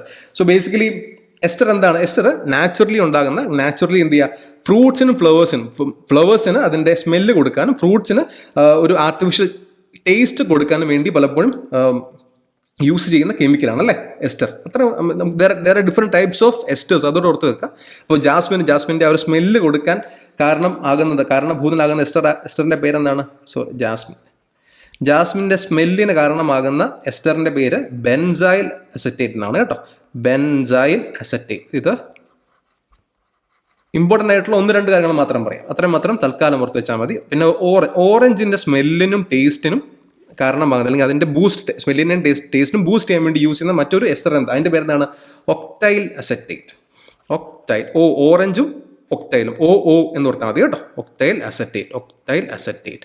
അതുപോലെ ബനാനയുണ്ട്, ബനാനയുടെ കളറിനും ടേസ്റ്റിനും കാരണം, അല്ലെങ്കിൽ അതിനെ കൂടുതൽ ആക്കുന്ന ഈ പറയുന്ന മണവും കളറും ഒക്കെ കുറച്ചുകൂടെ എക്സ്ട്രാ ബൂസ്റ്റ് ചെയ്യാൻ യൂസ് ചെയ്യുന്ന മറ്റൊരു എസ്റ്റർ എന്താണ്, ഐസോമിൽ അസറ്റേറ്റ്. ഓക്കെ, ഇതെല്ലാം കാണാതെ പഠിക്കണം എന്ന് ഞാൻ പറയുന്നില്ലെങ്കിൽ പോലും ജസ്റ്റ് ഒന്ന് നോക്കി വെക്കുക. So that in case question വരികയാണെങ്കിൽ നമുക്കൊരു പരിചയം ഉണ്ടല്ലോ, സോ ദാറ്റ് നമുക്ക് ഈസിലി ആൻസറിലേക്ക് എത്താൻ സാധിക്കണം. ഓക്കെ, നെക്സ്റ്റ് ക്വസ്റ്റ്യൻ വളരെ സിമ്പിൾ ക്വസ്റ്റ്യൻ ആണ്. Name the gas which is filled in wick type lighters. ലൈറ്റേഴ്സിൽ യൂസ് ചെയ്യുന്ന ഗ്യാസുകൾ അല്ലെങ്കിൽ ഗ്യാസ് ഈ താഴെ കൊടുത്തിരിക്കുന്നതിൽ ഏതാണ്? Option 1 butane, option 2 nitrogen, option 3 methane, option 4 helium. വളരെ സിമ്പിൾ ക്വസ്റ്റ്യൻ ആണ്. ബ്യൂട്ടേൻ അല്ലേ, ഓപ്ഷൻ 1 ബ്യൂട്ടേൻ ആണ് ആൻസർ. ഇതെന്താണ്, പെട്രോ കെമിക്കൽ പ്രോസസ് വഴി അല്ലെങ്കിൽ നമ്മുടെ crude oil excavation petrochemical process വഴി നമുക്ക് കിട്ടുന്ന ഒരു ഗ്യാസ് ആണ് ബ്യൂട്ടേൻ. വളരെ സിമ്പിൾ ക്വസ്റ്റ്യൻ ആണ്. നമുക്ക് അടുത്ത ക്വസ്റ്റിലേക്ക് പോകാം. So butane is a highly flammable, colourless, easily liquefied gas used in gas type lighters and butane torches. വളരെ simple, fine. So next question, chemical formula for lime water. Lime വാട്ടറിന്റെ chemical formula എന്നാണ് ചോദിച്ചിരിക്കുന്നത്. CaCl2, option 2 CaCO3, option 3 CaOH twice, option 4 CaOH. വളരെ simple question ആണ്, lime water ആണ്. So guess അടിക്കേണ്ടവർക്ക് പോലും option 3ലേക്ക് ഉത്തരം എന്ന് പറയുന്ന സംഗതിയിലേക്ക് എത്താം. ഇതിനെ മറ്റൊരു പേര് വിളിക്കും അല്ലേ, എന്താണ്, സ്ലേക്കഡ് ലൈം എന്ന് വിളിക്കും അല്ലേ, slaked lime. So basically slaked lime എന്ന് പറഞ്ഞു കഴിഞ്ഞാൽ സ്ലേക്കഡ് ലൈമും ലൈം വാട്ടറും ഒന്നാണോ എന്ന് ചോദിച്ചു കഴിഞ്ഞാൽ ഒന്നല്ല, പക്ഷേ ചെറിയൊരു ഡിഫറൻസ് മാത്രമേ ഉള്ളൂ. സോളിഡ് ഫോമിൽ ഇരിക്കുന്ന കാൽഷ്യം ഹൈഡ്രോക്സൈഡ് ആണ് ഈ സ്ലേക്കഡ് ലൈം. അതിനെ നമ്മൾ അതിലേക്ക് അല്ലെങ്കിൽ അതിൽ വെള്ളം കൊണ്ട് റിയാക്ട് ചെയ്യുമ്പോൾ അല്ലെങ്കിൽ വെള്ളം ആഡ് ചെയ്യുമ്പോഴാണ് ലൈം വാട്ടറായിട്ട് മാറുന്നത്. അങ്ങനെയാണെങ്കിൽ ക്വിക്ക് ലൈമിൻ്റെ ഫോമുല എന്താണ് എന്ന് ഓർത്ത് നോക്കിക്കേ. ക്വിക്ക് ലൈമിൻ്റെ ഫോമുല ജസ്റ്റ് ഒന്ന് റിവൈസ് ചെയ്യുന്നു എന്ന് മാത്രമേ ഉള്ളൂ കേട്ടോ. ക്വിക്ക് ലൈമിൻ്റെ ഫോമുല എന്താണ്, CaO. ഫൈൻ, വളരെ സിമ്പിൾ, നമ്മുടെ ചുണ്ണാമ്പ്, വളരെ simple. So lime water, chemical name of lime water ആണ് കാൽഷ്യം ഹൈഡ്രോക്സൈഡ്. ഓക്കെ, നമ്മളത് പറഞ്ഞു. സ്ലേക്കഡ് ലൈം നമ്മളത് പറഞ്ഞു. It is clear and colorless, basic in nature. Lime water can be prepared by reaction of calcium with water. വളരെ simple. Next question, which of the following is used in plastics? പ്ലാസ്റ്റിക്കിൽ use ചെയ്യുന്ന element ഏതാണെന്നാണ്. Option 1 butane, option 2 ethylene, option 3 krypton, option 4 ammonia. വളരെ simple question ആണല്ലേ. Option 2 ethylene ആണ് പ്ലാസ്റ്റിക്കിൽ use ചെയ്യുന്ന element അല്ലേ. സോ എഥിലീൻ നമുക്കറിയാം മറ്റൊരു കളർലെസ് ഫ്ലേമബിൾ ഗ്യാസ് ആണ്. വളരെ ഇമ്പോർട്ടൻ്റ് ആയിട്ടുള്ള പോയിന്റ് എന്ന് പറഞ്ഞു കഴിഞ്ഞാൽ ഇത് നാച്ചുറലി ഒക്കർ ചെയ്യുന്ന ഒരു എലമെന്റ് ആണ്. പ്ലാന്റ്സിൽ ഇതൊരു ഹോർമോൺ ആയിട്ടാണ് വരുന്നത്. And it inhibits growth and promotes leaf fall season അനുസരിച്ച് അല്ലെങ്കിൽ അതിൻ്റെ ഏജ് അനുസരിച്ച് ലീവ്സിനെ ഫോൾ ചെയ്യാൻ വേണ്ടി യൂസ് ചെയ്യുന്ന ഒരു നാച്ചുറൽ ഹോർമോൺ ആണ്. ആൻഡ് ഇൻ ഫ്രൂട്ട്സിൽ ഈ നാച്ചുറലി ഒക്കറിങ് എലമെന്റ് എന്ത് ചെയ്യും, it promotes ripening of fruits. വളരെ സിമ്പിൾ ആണ് കേട്ടോ, ഇതൊന്ന് ഓർത്ത് വെച്ചാൽ മാത്രം മതി. Fine. So biogas is an excellent fuel as it contain 75% of dash. 75%, ബയോഗ്യാസിന്റെ 75% ഏത് ഗ്യാസ് ആണെന്നാണ് question. So first option hydrogen, option 2 sulphide, option 3 oxygen, option 4 methane. വളരെ വളരെ സിമ്പിൾ ക്വസ്റ്റ്യൻ. ഓപ്ഷൻ 4 മീഥേൻ അല്ലേ, CH4. Option 4 methane, CH4. So basically നമ്മൾ biogas എടുക്കുകയാണ് എങ്കിൽ അതിൻ്റെ constituents ആരൊക്കെയാണ്? Important constituents methane, carbon dioxide, nitrogen ഉണ്ട്, ഹൈഡ്രജൻ സൾഫൈഡ് ഉണ്ട്, ഓക്സിജൻ ഉണ്ട്. സോ ഈ കൊടുത്തിരിക്കുന്ന 4 എലമെന്റ്സുകളും അല്ലെങ്കിൽ 4 ഗ്യാസും ബയോഗ്യാസിന്റെ കോൺസ്റ്റിറ്റ്യൂവൻസ് ആണ് എന്ന് മനസ്സിലാക്കുക. So hydrogen, sulphide, oxygen and methane are constituents in biogas. ഇതൊന്ന് ഓർത്ത് വെക്കുക കേട്ടോ, വളരെ ഇമ്പോർട്ടൻറ്റ് പോയിന്റ് ആണ്. ദെൻ മീഥെയിൻ ആണ് ഏതാണ്ട് 75% വരെ ബയോഗ്യാസിൽ and it is combustible. അതുകൊണ്ടാണ് മീഥെയിൻ ഒരു വളരെ ഹൈലി ലാഭകരമാകുന്ന ഒരു എനർജി ഫ്യൂവലായി മാറുന്നത്. അല്ലെങ്കിൽ ഓക്കെ ഫൈൻ. സോ ഈ മീഥേനെ പറ്റി പറയുകയാണെങ്കിൽ എന്താണ്? മീഥേൻ ഒരു കളർലെസ് ഓർഡർലെസ് ഗ്യാസ് ആണ്, ഫ്ലെയിമബിൾ ആണ്, ആൻഡ് ഏറ്റവും ഇമ്പോർട്ടൻറ്റ് പോയിന്റ് എന്താണ്? അതിൻ്റെ ഗ്ലോബൽ വാർമിംഗ് പൊട്ടൻഷ്യൽ ആണ്. അതായത് ഗ്ലോബൽ വാർമിംഗ് പൊട്ടൻഷ്യൽ എന്ന് പറഞ്ഞാൽ ഒരു ഇൻഡെക്സ് ആണ്. അതൊരു ബേസിക് ഒരു അളവുകളൊന്നുമല്ല, അതൊരു ബേസിക് ഒരു റെഫറൻസ് ആണ്. അതായത് കാർബൺ ഡയോക്സൈഡ് വെച്ച് നോക്കുമ്പോൾ കാർബൺ ഡയോക്സൈഡ് ട്രാപ്പ് ചെയ്യുന്ന ഹീറ്റിൻ്റെ 80 ഇരട്ടി ഹീറ്റ് ആര് ട്രാപ്പ് ചെയ്യും? മീഥേൻ ട്രാപ്പ് ചെയ്യും. മനസ്സിലായല്ലോ? സോ ഗ്രീൻ ഹൗസ് ഗ്യാസിനെ പറ്റിയും എങ്ങനെ ട്രാപ്പ് ചെയ്യുന്നതിനെ പറ്റിയൊക്കെ നമ്മൾ വീണ്ടും മറ്റൊരു ക്വസ്റ്റൻ ഡിസ്കസ് ചെയ്യും. സോ തൽക്കാലം ഇത്ര ഓർത്ത് വെക്കുക, ഗ്ലോബൽ വാർമിംഗ് പൊട്ടൻഷ്യൽ, മീഥേൻ്റെ global warming potential is 80 times that of carbon dioxide. അതായത് കാർബൺ ഡയോക്സൈഡ് ട്രാപ്പ് ചെയ്യുന്ന ഹീറ്റിനേക്കാൾ 80 ഇരട്ടി ആര് ട്രാപ്പ് ചെയ്യും? മീഥേൻ ട്രാപ്പ് ചെയ്യും എന്നൂടെ ഓർത്ത് വെക്കുക. Fine. So next question, which of the following is true regarding carbon dioxide, CO2? So option statement 1, this is not soluble in water, ethanol and acetone. Okay, this is a linear electrovalent molecule. Okay, it has white foggy color and pungent gas like smell. Okay, and the solid form of carbon dioxide is called dry ice. വളരെ simple question ആണ്. Answer എന്താണ്? Answer option 4, the solid form of carbon dioxide ആണ് നമ്മൾ dry ice എന്ന് വിളിക്കുന്നത്. Fine. ഇതിന് carbon dioxide അങ്ങനെ എന്തെങ്കിലും സ്മെൽ വല്ലതും ഉണ്ടോ? ഇല്ല. പഞ്ചൻ സ്മെൽ ഉണ്ടോ? ഇല്ല. അതൊരു സ്മെല്ലില്ലാത്ത ഓർഡർലെസ് ആയിട്ടുള്ള ഒരു ഗ്യാസ് തന്നെയാണ്. And it is not a linear electrovalent molecule. And next one, it is soluble in water അല്ലേ? വാട്ടർ സോൾബിൾ ആണ്. വളരെ സിമ്പിൾ ഒരു സ്റ്റേറ്റ്മെന്റ് ആണ് അല്ലേ? ബിക്കോസ് എന്തുകൊണ്ടാ? ഓഷ്യൻ അസിഡിഫിക്കേഷൻ എന്ന് പറയുന്ന സംഗതി കേട്ടിട്ടുണ്ടോ? Ocean acidification it is actually ഒരു by product of global warming ആണ് അല്ലേ? അല്ലെങ്കിൽ ബൈ പ്രൊഡക്റ്റ് ഓഫ് കാർബൺ ഡയോക്സൈഡിന്റെ അളവ് ഒരു പരിധിയിൽ കൂടുമ്പോൾ ഈ കാർബൺ ഡയോക്സൈഡ് ഓഷനിൽ ഡിസോൾവ് ആകും. അങ്ങനെ ഈ ഓഷനിൽ ഡിസോൾവ് ആകുന്ന കാർബൺ ഡയോക്സൈഡ് എന്തായിട്ട് മാറും? കാർബോണിക് ആസിഡായിട്ട് മാറും. ഈ കാർബോണിക് ആസിഡ് എന്ന് പറഞ്ഞാൽ എന്താ? കാർബോണിക് ആസിഡിന്റെ എണ്ണം അല്ലെങ്കിൽ ആസിഡിന്റെ അളവ് കൂടിക്കഴിഞ്ഞാൽ ഓഷ്യനിലുള്ള H+ അയോൺസിന്റെ എണ്ണം കൂടും. അങ്ങനെ H+ അയോൺസിന്റെ എണ്ണം കൂടിയാൽ ഓഷ്യന്റെ pH ലെവൽ കുറയും അല്ലേ? ഓഷ്യന്റെ pH ലെവൽ എന്ത് ചെയ്യും? കുറയും. അങ്ങനെ ഓഷ്യൻ അസിഡിഫിക്കേഷൻ എന്നൊരു പ്രോസസ് സംഭവിക്കും. ഓഷ്യൻ അസിഡിഫിക്കേഷൻ അല്ലെ, ഓഷ്യന്റെ തനതായ pH വാല്യൂ കുറഞ്ഞു കഴിഞ്ഞാൽ ഇക്കോസിസ്റ്റം തന്നെ കാര്യമായി ബാധിക്കും അല്ലെ? ഒരു നിശ്ചിത pH റേഞ്ചുകളിൽ മാത്രമേ ഫിഷസിനും ഈ വാട്ടർ പ്ലാന്റ്സിനും ഒക്കെ സസ്റ്റെയിൻ ചെയ്യാൻ സാധിക്കത്തുള്ളൂ. അതുപോലെ ഏറ്റവും ഇമ്പോർട്ടൻ്റ് ആയിട്ടുള്ള പോയിന്റ് ആണ് കോറൽ ബ്ലീച്ചിങ് എന്ന് പറഞ്ഞൊരു ഒരു സംഭവത്തിന് ഇത് തിരികൊളുത്തും. കോറൽ ബ്ലീച്ചിങ് ബേസിക്കലി കോറൽസ് ഉണ്ടല്ലോ, നമുക്കറിയാം ഗ്രേറ്റ് ബാരിയർ റീഫ് പോലുള്ള വലിയ വലിയ റീഫ്സുകളുണ്ടാവും. സോ അവിടെ ഉണ്ടാകുന്ന കോറൽസിന് ഈ പറഞ്ഞ ഇത്രയും pH താഴുമ്പോൾ സസ്റ്റെയിൻ ചെയ്യാൻ സാധിക്കത്തില്ല. ആൻഡ് പയ്യെ കോറൽസുകൾ ചത്തു തുടങ്ങും. ആൻഡ് ഇത് റിട്രീവ് ചെയ്യാൻ, ഈ ഒരു പഴയ എക്കോസിസ്റ്റം റിട്രീവ് ചെയ്യാൻ will take years. So global warming കാരണം അല്ലെങ്കിൽ huge increase in the proportion of carbon dioxide എന്തായി മാറും? കാർബൺ ഡയോക്സൈഡ് കാർബോണിക് ആസിഡ് ആയിട്ട് ഡിസോൾവ് ആകും. Once it get dissolved with ocean, it increases the H+ ions. കാരണം carbonic acid സാധനം ഉണ്ടാവും. It increases the H+ ions and then pH കുറയും. So ഈ ocean acidification എന്നൊരു കൺസെപ്റ്റിനെ പറ്റി അറിയാവുന്നവർക്ക് എന്ത് ചെയ്യാൻ പറ്റും? ഇറ്റ് ഇസ് ആക്ച്വലി എന്താണ്? It is not soluble, it is soluble in water എന്നറിയാം. ഇതൊന്നും ആലോചിക്കേണ്ട. നമ്മൾ സാധാരണ കുടിക്കുന്ന പെപ്സി, കോള പോലുള്ള സോഫ്റ്റ് ഡ്രിങ്ക്സ് എല്ലാം എന്താണ്? കാർബൺ ഡയോക്സൈഡ് അല്ലേ ഗ്യാസ് ആയിട്ട് നിൽക്കുന്നത്. ഒരു റിഫ്രഷിങ്ങിന് വേണ്ടി കാർബൺ ഡയോക്സൈഡ്, കാർബോണിക് ആസിഡ്സ് ആണ് അതിനകത്ത് മിക്സ് ചെയ്യുന്നത്. ഒക്കെ നമുക്ക് അറിയുന്ന കാര്യങ്ങളാണ്. സോ ഈസിലി ആ ഒരു ഓപ്ഷനിലേക്ക് നമുക്ക് എത്താൻ സാധിക്കും. ഒരു പുതിയ ഇൻഫർമേഷൻ ആണെങ്കിൽ ഓഷൻ അസിഡിഫിക്കേഷൻ ഒന്ന് നോട്ട് ചെയ്ത് വെക്കുക. Fine. So what is RDX? RDX എന്താണ് എന്നാണ് ചോദിച്ചേക്കുന്നത്. വളരെ സിമ്പിൾ ക്വസ്റ്റൻ അല്ലേ? Option 1 and measurement to measure current, chemical used in manufacturing of pesticides, and explosive, and instrument to measure blood pressure. ഇതാണ് നമുക്ക് തന്നിരിക്കുന്ന ഓപ്ഷൻസ്. ഇതിൽ ഓപ്ഷൻ 3 എക്സ്പ്ലോസീവ് എന്നുള്ളതാണ് നമ്മുടെ അതിൻ്റെ ഉത്തരം. So fine. സോ RDXന്റെ ഫുൾ ഫോം എന്താണ്? Royal demolition explosive. Royal demolition explosive എന്നാണ് ഇതിൻ്റെ ഉത്തരം. സോ ഇത് ബേസിക്കലി World War II ആദ്യമായിട്ട് യൂസ് ചെയ്തത് കേട്ടോ.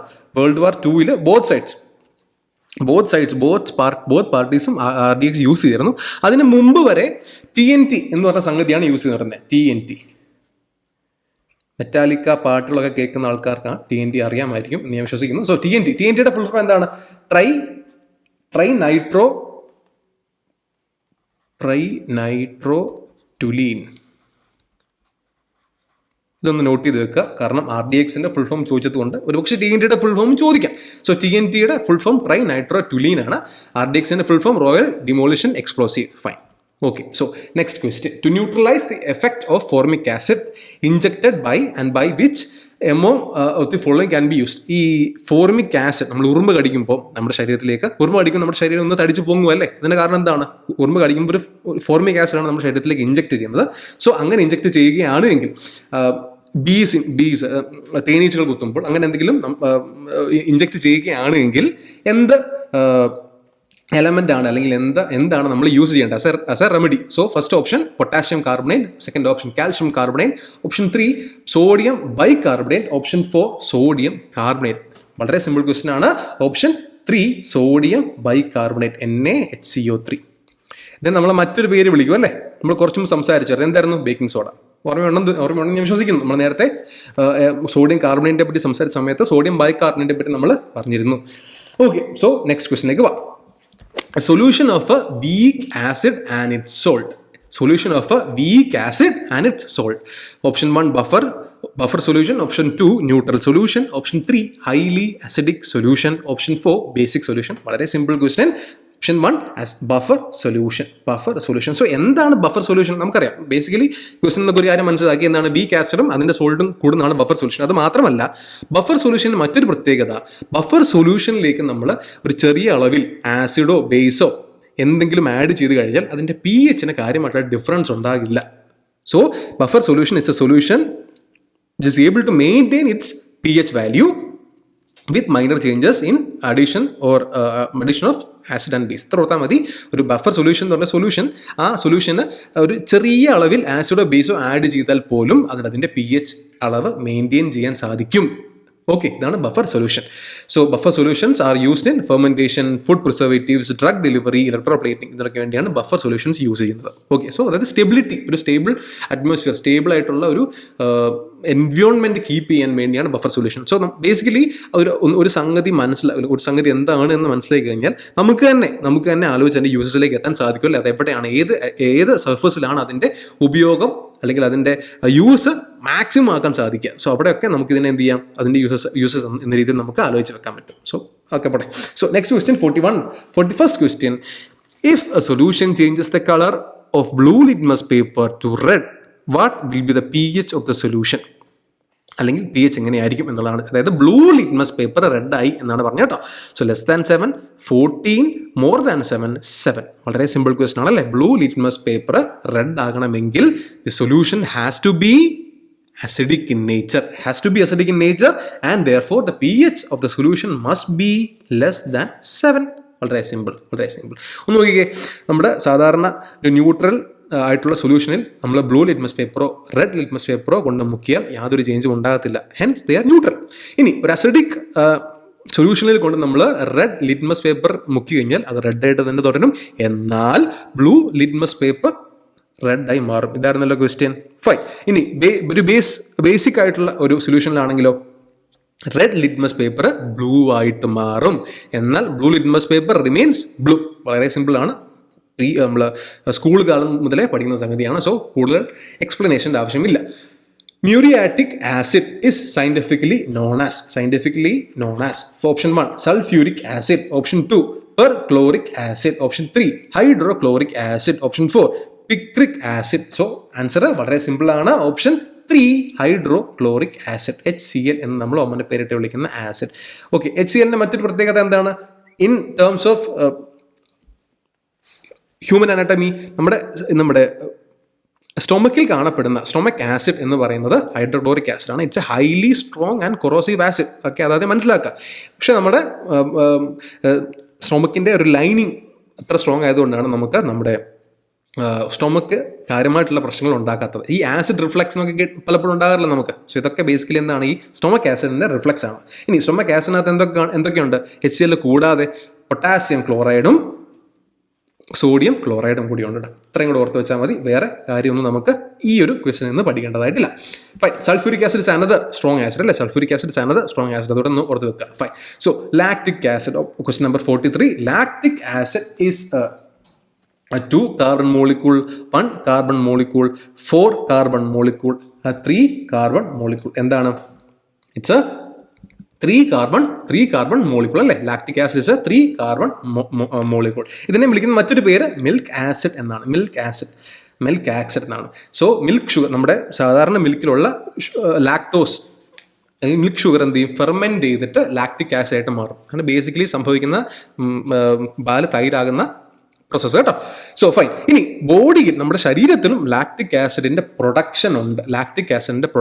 സോ ഇത്ര ഓർത്താൽ മതി. ബേസിക്കലി നമ്മുടെ ബോഡിക്ക് ഒരു എനർജി വേണം അല്ലേ? നമുക്ക് എന്ത് ആക്ടിവിറ്റി ചെയ്യണം? വെറുതെ ഇരിക്കണമെങ്കിൽ പോലും നമുക്ക് ഒരു എനർജി വേണം. സോ ആ എനർജി നമ്മുടെ ഫുഡിൽ കാർബോഹൈഡ്രേറ്റ്സിനാണ് നമുക്ക് ആ എനർജി കിട്ടുന്നത്. സോ കാർബോഹൈഡ്രേറ്റിൽ നിന്ന് അതിനെ ബ്രേക്കപ്പ് ചെയ്ത് ഗ്ലൂക്കോസ് ഉണ്ടാക്കി മാറ്റുകയാണ് ഇൻ പ്രസൻസ് ഓഫ് ഓക്സിഡേഷൻ. ഇതാണ് സാധാരണ സംഭവിക്കുന്ന സംഗതി. സോ സാധാരണ ഈ ഒരു പ്രോസസ്സ് നടക്കുമ്പോൾ ലാക്റ്റിക് ആസിഡിൻ്റെ പ്രൊഡക്ഷൻ ഉണ്ടാകും. അതായത് കാർബോഹൈഡ്രേറ്റ്സിനെ ബ്രേക്ക് ചെയ്ത് ഗ്ലൂക്കോസ് ആക്കി മാറ്റി എനർജി ഉണ്ടാക്കുന്ന ആ ഒരു പ്രോസസ്സിൽ എന്തുണ്ടാകും? ബോഡിയിൽ ലാക്റ്റിക് ആസിഡ് ഉണ്ടാകും. എന്നാൽ ചില അനേറോബിക് കണ്ടീഷൻസിൽ എന്ത് സംഭവിക്കും?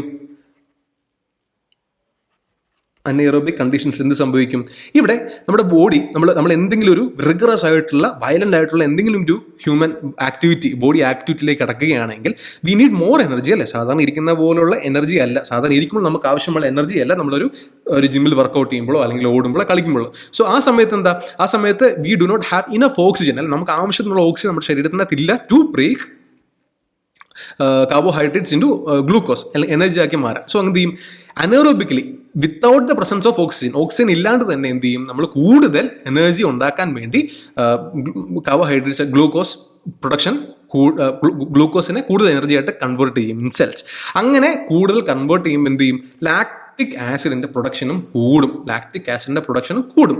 സോ ഇതുകൊണ്ടാണ് നമ്മൾ ചില ദിവസങ്ങളിൽ ഒരു വർക്കൗട്ട് ചെയ്യുമ്പോൾ അല്ലെങ്കിൽ പെട്ടെന്ന് കുറേ നാൾ വെറുതെ ഇരുന്നിട്ട് പെട്ടെന്നൊരു ദിവസം കളിച്ച് കഴിയുമ്പോൾ പിറ്റേ ദിവസം എന്ത് ചെയ്യും? ശരീരത്തിന് ഭയങ്കര വേദനയും മസിൽ ഫാറ്റീഗും ഒക്കെ നമുക്കുണ്ടാകും. സോ ഈ ലാക്റ്റിക് ആസിഡ് ശരീരത്തെ കൂടി എന്ന് കരുതി യാതൊരു പ്രശ്നവുമില്ല. അതിനെ ഈസിലി കിഡ്നി ലിവറും കൃത്യമായിട്ട് അതിനെ ട്രീറ്റ് ചെയ്ത് വെളിയിൽ കൊണ്ടുപോകും. So it's a temporary phenomenon, it's not a big issue. Lactic acid കാരണം ഉണ്ടാകുന്ന body pain. So fine. Next question 44. Dash is a sulfur containing amino acid.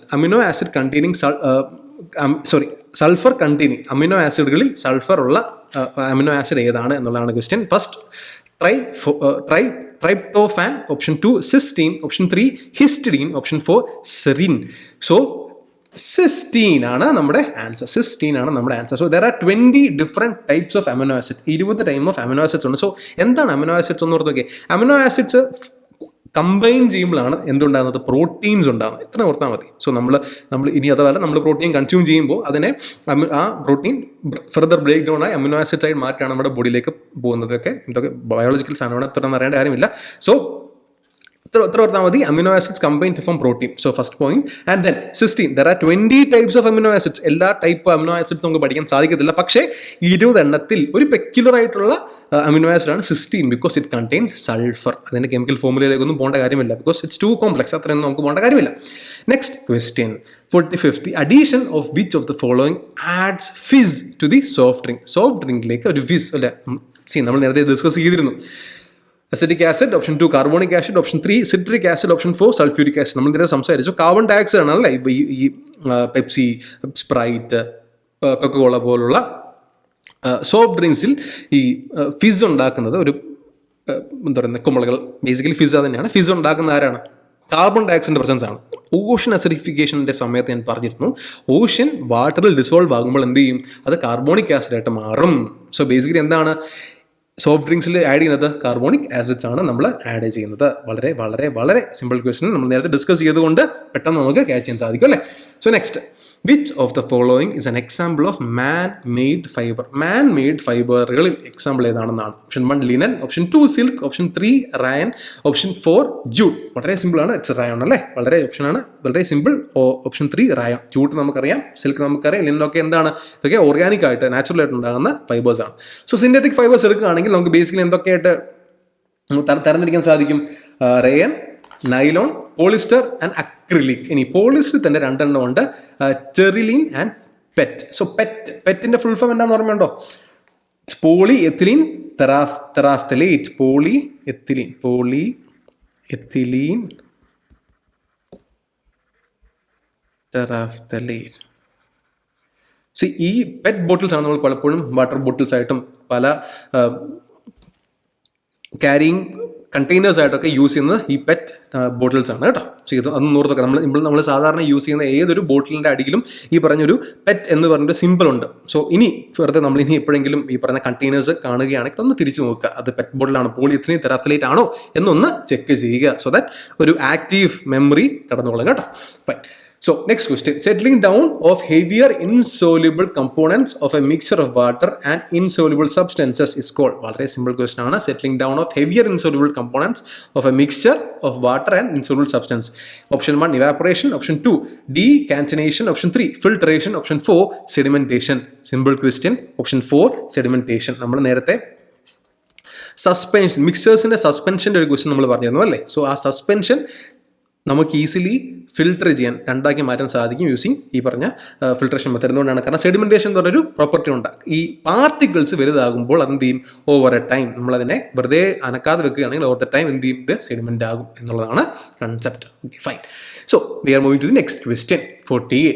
The sulphide ores are converted in to oxide by heating strongly in presence of excess air. This process is known as sulfide ore oxides ആയി convert ചെയ്യാൻ നമ്മൾ use ചെയ്യുന്ന setup എന്താണ്? Blazing ആണോ, roasting ആണോ, burning ആണോ, heating ആണോ? Option 2 roasting. ഇപ്പോൾ റോസ്റ്റിങ്ങിന് മറ്റൊരു പേര് കൂടി ഉണ്ടല്ലേ, റോസ്റ്റിംഗ് അല്ലേ. നമ്മൾ സാധാരണ കളിയാക്കുന്നതിന് ഇപ്പോൾ റോസ്റ്റിംഗ് എന്ന് പറയും. അത് ഓർത്താൽ മതി. It is the process used for sulphide ores to be converted in to oxides. Fine. So oxide convert ചെയ്യുമ്പോഴാണ് നമുക്ക് ബേസിക്കലി ഒരു കെമിക്കൽ പ്രോസസ്സിൽ യൂസ് ചെയ്യാൻ സാധിക്കുക. അത്ര ഓർത്താൽ എന്തിൻ്റെയും ഓക്സൈഡ് ആണെങ്കിൽ, ഫോർ ഉദാഹരണത്തിന് ക്യുക്ലെ, ചുണ്ണാമ്പ്, കാൽഷ്യം ഓക്സൈഡ്. കാൽഷ്യം ഓക്സൈഡ് തൊട്ട് നമ്മൾ വെള്ളം ഇടുമ്പോഴാണ് അത് കാൽഷ്യം ഹൈഡ്രോക്സൈഡ് മാറുന്നത്. സോ ബേസിക്കലി ഏതൊരു element in its oxide form ആണ് ഒരു കെമിക്കൽ റിയാക്ഷന് കൂടുതൽ യൂസ്ഫുൾ കേട്ടോ. ടൈം ലാഭിക്കാനാണെങ്കിൽ ശരി, ബൈ പ്രൊഡക്ട്സ് കുറയ്ക്കാനാണെങ്കിലും ശരി, ഇതാണ് എപ്പോഴും നല്ലത്. സോ അതുകൊണ്ടാണ് പലപ്പോഴും പല മെറ്റൽസും ഓക്സൈഡ് ഫോമിൽ നമ്മൾ കൺവേർട്ട് ചെയ്യുന്നത് right from its ore. Fine. So next, the process of depositing a layer of any desired metal on another material by means of electricity is called. വളരെ സിമ്പിൾ അല്ലേ. ഈ പ്രോസസ്സ് അല്ലേ, ഏതെങ്കിലും ഒരു മെറ്റലിൻ്റെ മുകളിൽ മറ്റൊരു മെറ്റൽ ഡെപ്പോസിറ്റ് ചെയ്യുന്ന പ്രോസസ്സിനെ വിളിക്കുന്ന പേരെന്താണ്? First one electroplating, second one electromagnet, third electro conductor, four electrode. വളരെ സിമ്പിൾ ക്വസ്റ്റൻ ആണ്. ഓപ്ഷൻസ് ഒക്കെ അബ്സേർഡ് ആണ് അല്ലേ. First one electroplating. Fine. So, electroplating എന്താണ്? Basically, it is the depositing of a metal on another metal by the process by hydrolysis എന്ന് പറയാം. by hydrolysis എന്ന് പറയാം. So, ഇതാണ് basically electroplating. വളരെ വളരെ simple question. Next, 50th question. Which of the following mainly cause the depletion of ozone layer. Ozone ലെയറിൻ്റെ depletion കാരണമാകുന്ന സംഗതികൾ ഏതാണ് എന്നുള്ളതാണ് കൂടുതൽ അല്ലെങ്കിൽ മെയിൻ കോസ് കേട്ടോ. So first aviation fuels, second volcanic eruptions, third radioactive rays, fourth chlorofluorocarbons. വളരെ വളരെ സിമ്പിൾ ക്വസ്റ്റ്യൻ ആണ്. ക്ലോറോ ഫ്ലൂറോ കാർബൺ ആണ് ഓസോണിൻ്റെ ഡിപ്ലീഷന് മെയിൻ കാരണമാകുന്ന ഒരു സംഗതി അല്ലേ. ഇനി ഓരോ നോക്കാം. ഏവിയേഷൻ ഫ്യൂവൽ, ഏതൊരു ഫ്യൂവൽ കത്തിയാലും അവിടെ ഈ പറഞ്ഞ കാർബൺ ഡയോക്സൈഡിൻ്റെ പ്രൊഡക്ഷൻ ഉണ്ടാകുന്നുണ്ട്. കാർബൺ ഡയോക്സൈഡിൻ്റെ പ്രൊഡക്ഷൻ ഉണ്ടാകുമ്പോൾ തന്നെ അതിന് ഓസോൺ ലെയറിൻ്റെ ഡിപ്ലീഷന് സാധ്യമാകുന്ന സംഗതികളൊക്കെ സംഭവിക്കാം. സോ ഫസ്റ്റ് വൺ നടക്കുന്നുണ്ട്. പക്ഷേ കമ്പാരിറ്റീവ്ലി ഫ്ലൂറോ കാർബൺ CFCs ആണ് കൂടുതൽ ചാൻസസ് ഉണ്ടാക്കാൻ സാധ്യത. ഇനി വോൾക്കാനിക് ഇറപ്ഷൻസ് ഒന്ന് നോക്കി. വോൾക്കാനിക് ഇറപ്ഷൻസ് കാരണം ഓസോൺ ലെയറിൽ എന്തെങ്കിലും പ്രശ്നം ഉണ്ടാകുമോ എന്ന് ചിന്തിച്ചേ. ഇനി ഞാൻ മറ്റൊരു ഇൻട്രസ്റ്റിംഗ് ഫാക്ട് പറയാം. വോൾക്കാനിക് ഇറപ്ഷൻസിൻ്റെ ഭാഗമായി കുറേ ആഷ് കണ്ടൻറ്റ് പ്രൊഡ്യൂസ് ചെയ്യും. ഓക്കെ, സോ ഈ ആഷ് കണ്ടൻസും പല കെമിക്കൽ കണ്ടൻറ്റും ഈ പുറത്ത് വരുന്ന പല കെമിക്കൽ കണ്ടൻറ്റും ആക്ച്വലി കൂൾസ് ഡൗൺ ചെയ്യുകയാണ് ചെയ്യുന്നത് കേട്ടോ. എർത്തിനെ കൂൾസ് ഡൗൺ ചെയ്യും. ഈവൻ ഒരു 2 ഡിഗ്രി വരെ കുറയ്ക്കാൻ സാധിക്കും after volcanic eruption.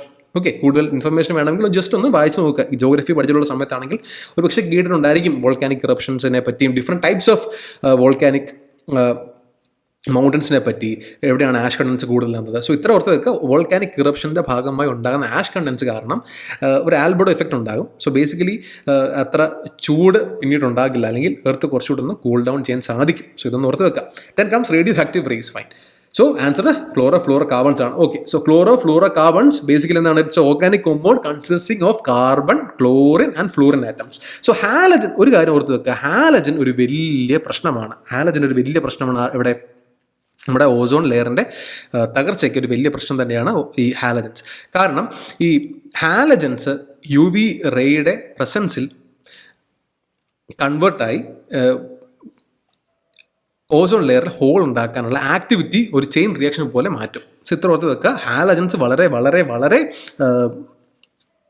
പ്രശ്നക്കാരാണ് when it comes to the health of the ozone layer. Okay, fine. So ഇനി CFCs എവിടെയൊക്കെ കാണപ്പെടുന്നത്? CFC ബേസിക്കലി റെഫ്രിജറേറ്റേഴ്സിൽ, എയറോസോൾ പ്രൊപ്പല്ലൻസിൽ, foam blowing agents, solvents, medical inhalers. ഇവിടെ ഓർത്ത് നോക്കി, medical inhalers, fire suppression. So medical inhalers പറയുമ്പോൾ ഈ ആസ്മ പോലുള്ള ബ്രെത്ത്ലെസ് ആയിട്ടുള്ള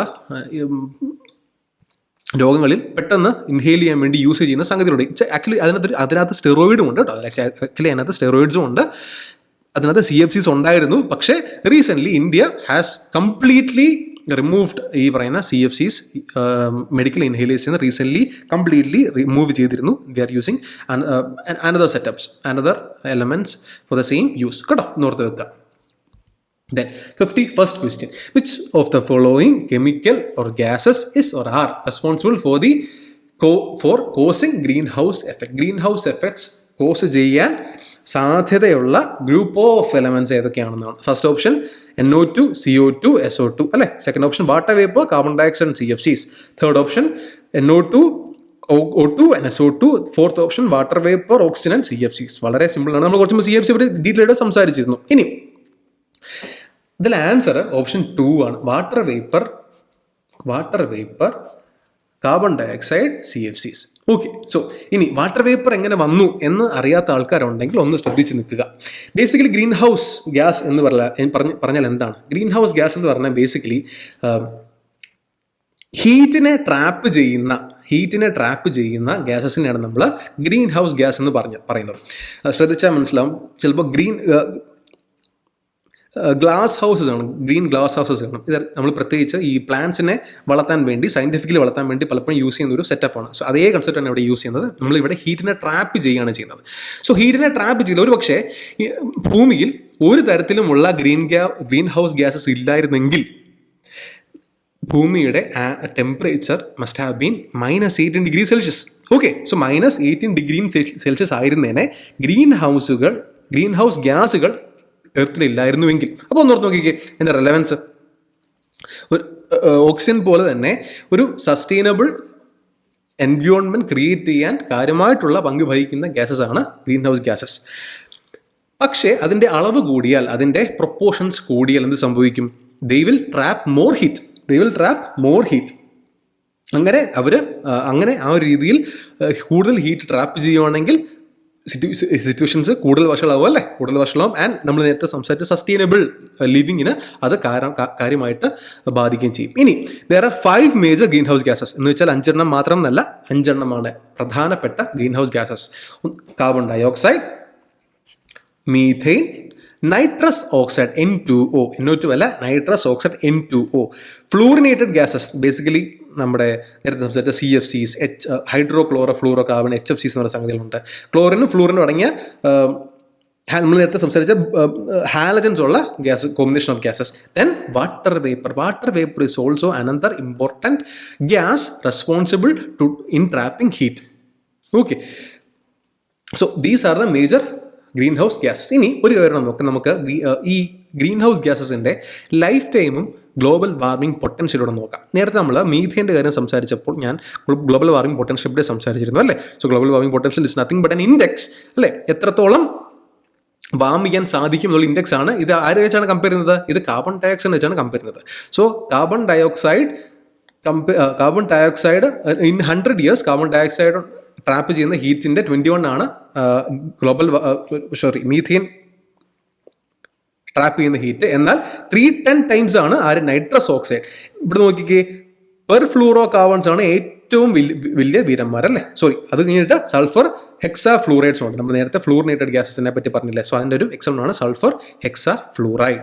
ഓക്കെ, ഇനി ലൈഫ് ടൈം ഇറ്റ് ടേക്സ് ഇപ്പം ഒരു മിനിമം അല്ലെങ്കിൽ ഒരു ആമ്പിൾ എമൗണ്ട് ഓഫ് കാർബൺ ഡൈ ഓക്സൈഡിൻ്റെ ലൈഫ് ടൈം 100 വർഷമാണ്. അതായത് നമ്മൾ ഇന്നലെ അല്ലെങ്കിൽ ഇന്ന് നമ്മൾ വണ്ടി ഓടിച്ച സമയത്ത് നമ്മളാൽ ഭൂമിയിലേക്ക് തള്ളിവിട്ട കാർബൺ ഡൈ ഓക്സൈഡിൻ്റെ ലൈഫ് ടൈം 100 വർഷമാണ്. നമ്മൾ ഓടിച്ച വണ്ടിക്കോ നമുക്കോ ആ ലൈഫ് ടൈം ഇല്ല എന്ന് മനസ്സിലാക്കുക. എന്നാൽ മീഥേന് അത്ര ലൈഫ് ടൈം ഇല്ല, കമ്പാരിറ്റീവ്ലി കുറവാണ്. മീഥേൻ ലൈഫ് ടൈം 12 years ആണ്.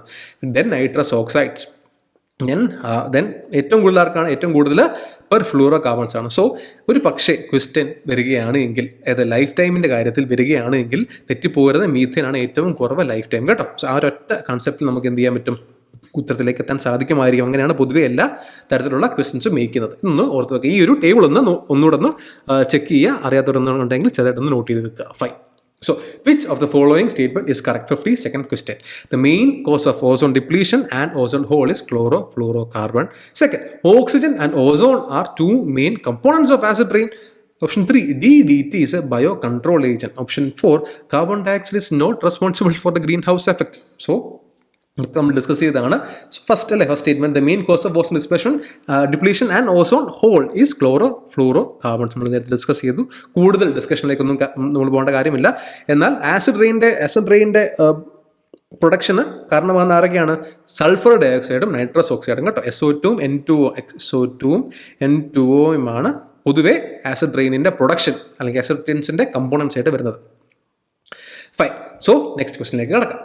53rd, which of the following activities is not responsible for the greenhouse effect? Greenhouse ഇഫക്റ്റിന് റെസ്പോൺസിബിൾ അല്ലാത്ത ആക്ടിവിറ്റി ഏതാണ് എന്നുള്ളതാണ് question. Option statement number 1, use of petrol vehicle for transport, emissions from thermal power plants, use of wood as fuel, use of solar car for transport. Basically വളരെ simple. Option 4, use of solar car for transport. കാരണം ഇവിടെ carbon dye oxide emissions ഒന്നും സംഭവിക്കുന്നില്ല. അപ്പോൾ green house gas effects ഒന്നും ഉണ്ടാകുന്നില്ല. So solar car for transport എന്നുള്ളത് തന്നെയാണ് ഇവിടെ ഉത്തരം. Fine. Next, which of the following production activities is the largest emitter of carbon dioxide? Carbon ഡൈ ഓക്സൈഡിൻ്റെ ലാർജസ്റ്റ് എമിറ്റർ ഈ പറഞ്ഞ കൊടുത്തിരിക്കുന്ന ആക്ടിവിറ്റീസിൽ ഏതാണ് എന്നുള്ളതാണ്. Textile production, crop production, meat production, thermal power production. Option 4, thermal power production. നമ്മുടെ നാട്ടിലുള്ള എല്ലാ തെർമൽ പവർ പ്ലാന്റ്സും കോൾ ആണ് അതിൻ്റെ ബേസിക് ഫ്യൂവലായിട്ട് യൂസ് ചെയ്യുന്നത്. സോ കോൾ കത്തിക്കുമ്പോൾ കാർബൺ ഡൈ ഓക്സൈഡിൻ്റെ പ്രൊഡക്ഷൻസ് ഉണ്ടാകുന്നുണ്ട്. ഫൈൻ.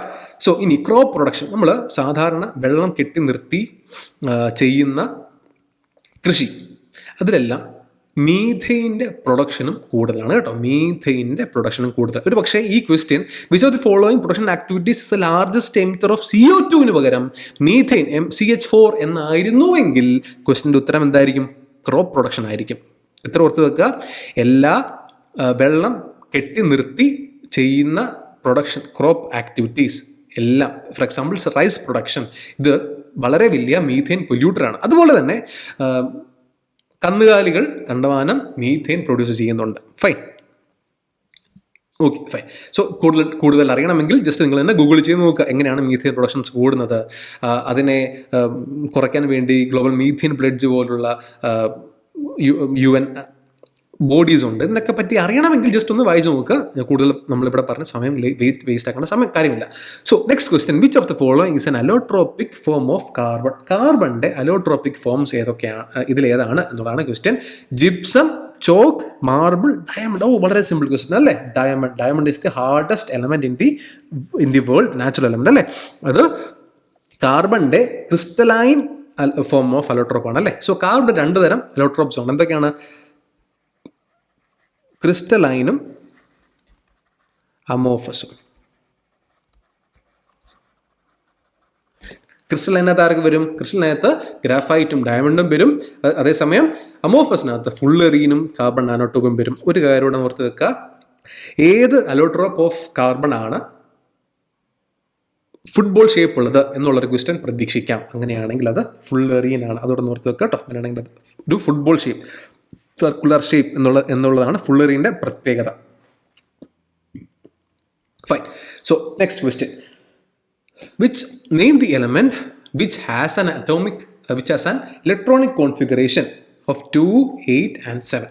ഹൈഡ്രജൻ ആണോ, ഹീലിയം ആണോ, ക്ലോറിൻ ആണോ, കാർബൺ ആണോ എന്നുള്ളതാണ് ക്വസ്റ്റ്യൻ. വളരെ സിമ്പിൾ അല്ലേ, വളരെ സിമ്പിൾ ആണ്. It is chlorine. ബേസിക്കലി 287 എന്ന് പറഞ്ഞു കഴിഞ്ഞാൽ ഒരു ഒറ്റ ഇലക്ട്രോൺ കൂടി കിട്ടുകയാണെങ്കിൽ അവന് ഒരു നോബൽ ഗ്യാസ് കോൺഫിഗറേഷൻ എത്താൻ സാധിക്കും. ദാറ്റ് മീൻസ് 287 ഉള്ള സംഗതി. സോ 287 ഇലക്ട്രോണിക് കോൺഫിഗറേഷൻ ഉള്ള എലമെന്റ് എന്തായിരുന്നു? ഹാലജൻ ആണ് അല്ലേ. Group 17 of periodic table. ഈ കൊടുത്തിരിക്കുന്നതിൽ ഒരാൾ മാത്രമല്ലേ ഹാലജൻ ഉള്ളൂ, ജസ്റ്റ് ക്ലോറിൻ. ഇത്രയൊന്നും പോകേണ്ട കാര്യമില്ല. Okay fine. ഇനി ഹൈഡ്രജൻ നമുക്കറിയാം, ഹൈഡ്രജൻ അറ്റോമിക് നമ്പർ 1 ആണ്. ഹീലിയത്തിൻ്റെത് 2 ആണ്. Helium is an example of Nobel gas അല്ലേ. അതിൻ്റെ ഫസ്റ്റ് ഷെൽ കംപ്ലീറ്റഡ് ആണ്. അതൊരു നോബൽ ഗ്യാസ് ആണ്. കാർബൺ 6 ആണ്. നമുക്കറിയാവുന്ന കാര്യങ്ങളാണ്. So answer chlorine. Fine. Positively charged ion is called or dash anion, cation, molecule, atom. എന്താണ്? വളരെ സിമ്പിൾ അല്ലേ. Positively charged ion is cation and negatively charged ion is called anion. So വളരെ simple. Next, which one of following contains CFC chlorofluorocarbon ഉള്ളത് ഏതിലാണ് എന്നുള്ളതാണ് നമ്മൾ ഈ question ഒരു പക്ഷേ നേരത്തെ ഡിസ്കസ് ചെയ്തിരുന്നു അല്ലേ. എന്താണ്? റെഫ്രിജൻസിലാണ്. നമ്മൾ നേരത്തെ ഇതിൻ്റെ CFCയുടെ കാര്യം ഡിസ്കസ് ചെയ്തപ്പോൾ എവിടെയാണ് കാണപ്പെടുന്നത് എന്നുള്ളത് ഡീറ്റെയിൽഡ് ആയിട്ട് ഞാൻ പിൻ പോയിന്റ് ചെയ്ത് പറഞ്ഞിരുന്നു. ആൻസർ റെഫ്രിജൻസ് ആണ്. Then 59th question, which one of the following is similarity between acidsനും ബേസിനുമുള്ള സിമിലാരിറ്റി? ഈ താഴെ കൊടുത്തിരിക്കുന്ന 4 ഓപ്ഷനുകളിൽ ഏതാണ് എന്നുള്ളതാണ് ചോദിച്ചേക്കുന്നത് കേട്ടോ. So first one, they have pH less than 7. They are bitter. Option 3, process of making acids or bases with water is exothermic. Option 4, they are used as preservatives. വളരെ സിമ്പിൾ ആണ്. ഓപ്ഷൻ 3. ഇതാണ് ആസിഡും ബേസും തമ്മിലുള്ള സിമിലാരിറ്റി. ഇത് രണ്ടും ഉണ്ടാക്കുമ്പോൾ energy produce ചെയ്യപ്പെടുന്നുണ്ട് കേട്ടോ. എനർജി പ്രൊഡ്യൂസ് ചെയ്യപ്പെടുന്നുണ്ട്. Therefore it's an exothermic reactions mostly. ഇനി ഓപ്ഷൻ 1 അല്ലല്ലോ, pH less than 7 അല്ല. ആസിഡ്സിൻ്റെ pH 7 താഴെയും ബേസിൻ്റെ കൂടുതലാണ്. They are bitter and sour അല്ലേ. ഒരാൾ ബിറ്റർ ആണ്, ഒരാൾ സവർ ആണ്, നമുക്കറിയാവുന്നവരാണ്. Then they are used as preservatives. ആസിഡ്സിൽ ചിലത് പ്രിസർവേറ്റീവ്സ് ആയിട്ട് യൂസ് ചെയ്യുന്നുണ്ട് അല്ലേ. എന്നാൽ ബേസ് ഒക്കെ പ്രിസർവേറ്റീവ്സ് ആയിട്ട് യൂസ് ചെയ്യുന്നുണ്ട്. വളരെ ലോജിക്കലി ചിന്തിച്ച് കഴിഞ്ഞാൽ ഈസിലി ആൻസർ ചെയ്യാൻ സാധിക്കും. Then 60, the most common isotope used in nuclear wars are uranium, plutonium, deuterium, lithium, uranium, lithium, deuterium, plutonium. വളരെ സിമ്പിൾ ആണ്. നമ്മൾ ഈ ക്വസ്റ്റ്യൻ വരുമെന്ന് ഓർക്കാതെ നമ്മൾ നേരത്തെ ഡിസ്കസ് ചെയ്തിരുന്നു അല്ലേ. യുറേനിയത്തെ പറ്റി വളരെ എക്സ്റ്റെൻസീവ്ലി ഡിസ്കസ് ചെയ്തിരുന്നു. യുറേനിയം 235, യുറേനിയം 238 എൻറിച്ച്മെന്റ് പെർസെന്റ് നമ്മൾ നേരത്തെ ഡിസ്കസ് ചെയ്തിരുന്നു. ഇവിടെ യുറേനിയം വരുന്ന ഒരു ഒറ്റ ഓപ്ഷനേ ഉള്ളൂ, യുറേനിയം ആൻഡ് പ്ലൂട്ടോണിയം ഒരു റേഡിയോ ആക്റ്റീവ് ആയിട്ടുള്ള എലമെന്റ് ആണ്. ഫൈൻ. ഡ്യൂട്രിയം എന്താണ്? ഡ്യൂട്രിയം ഹൈഡ്രജൻ്റെ ഒരു ഐസോട്ടോപ്പാണ് കേട്ടോ. ഹൈഡ്രജൻ്റെ ഒരു ഐസോട്ടോപ്പാണ്. Fine. Uranium, lithium, deuterium. Okay, fine. So, okay, next question. The fibers such as nylon and polyester that are made from chemical substances are called. Naturally കിട്ടാതെ man-made ആയിട്ടുള്ള ഫൈബറിനെ വിളിക്കുന്ന പേരെന്താണെന്നാണ്. So natural fibre, option 2 wool, option 3 synthetic fibre, option 4 silk. വളരെ simple, synthetic fibre. Extensive നമ്മൾ synthetic ഫൈബേഴ്സിനെ പറ്റി സംസാരിച്ചു. നൈലാൻ പറഞ്ഞ പോലെ റയൻ, അതുപോലെ നമ്മൾ അക്രിലിക്കിനെ പറ്റി സംസാരിച്ചു. ദെൻ നമ്മൾ പെറ്റിനെ പറ്റി നമ്മൾ വളരെ ഡീറ്റെയിൽഡ് സംസാരിച്ചു അല്ലേ. Fine. So what is oxidation? Oxidation എന്ന് പറഞ്ഞാൽ എന്താണ് എന്നുള്ളതാണ് question. Substance gaining hydrogen during a chemical reaction, a substance gaining oxygen during a chemical reaction, a substance losing oxygen during chemical reaction, a substance losing both oxygen and hydrogen in a chemical reaction. So option 2, a substance gaining oxygen is known as oxidation reaction. So fine. ഇനി ഓക്സിഡേഷനും റിഡക്ഷനും basically നമുക്കൊന്ന് just ഒന്ന് ഓടിച്ചിട്ട് നോക്കാം. Oxygen, ഒരു substance ഓക്സിജനെ add ചെയ്യുകയാണെങ്കിൽ ഓക്സിഡേഷനാണ്, അതിനെ remove ചെയ്യുകയാണെങ്കിൽ അത് റിഡക്ഷനാണ്. സോ ഫസ്റ്റ് നമ്മൾ കഴിഞ്ഞു. ഇനി ഒരു സബ്സ്റ്റൻസ് ഹൈഡ്രജനെ റിമൂവ് ചെയ്യുകയാണെങ്കിൽ അത് ഓക്സിഡേഷനാണ്, എന്നാൽ ഹൈഡ്രജനെ ആഡ് ചെയ്യുകയാണെങ്കിൽ റിഡക്ഷനാണ്. സോ ബേസിക്കലി ഹൈഡ്രജൻ ഓക്സിജനും ഓപ്പോസിറ്റ് ആണ് അല്ലേ, ഒന്ന് ഓർത്ത് വെക്കുക, കൺഫ്യൂഷൻ ആകരുത്. ഇനി ഇലക്ട്രോണിന്റെ കേസിൽ വരികയാണെങ്കിൽ if you are losing electron അതെന്താണ് oxidation, and if you are gaining electron അത് റിഡക്ഷൻ. എക്സാമ്പിൾ ഓഫ് റിഡക്ഷൻ ആണ്.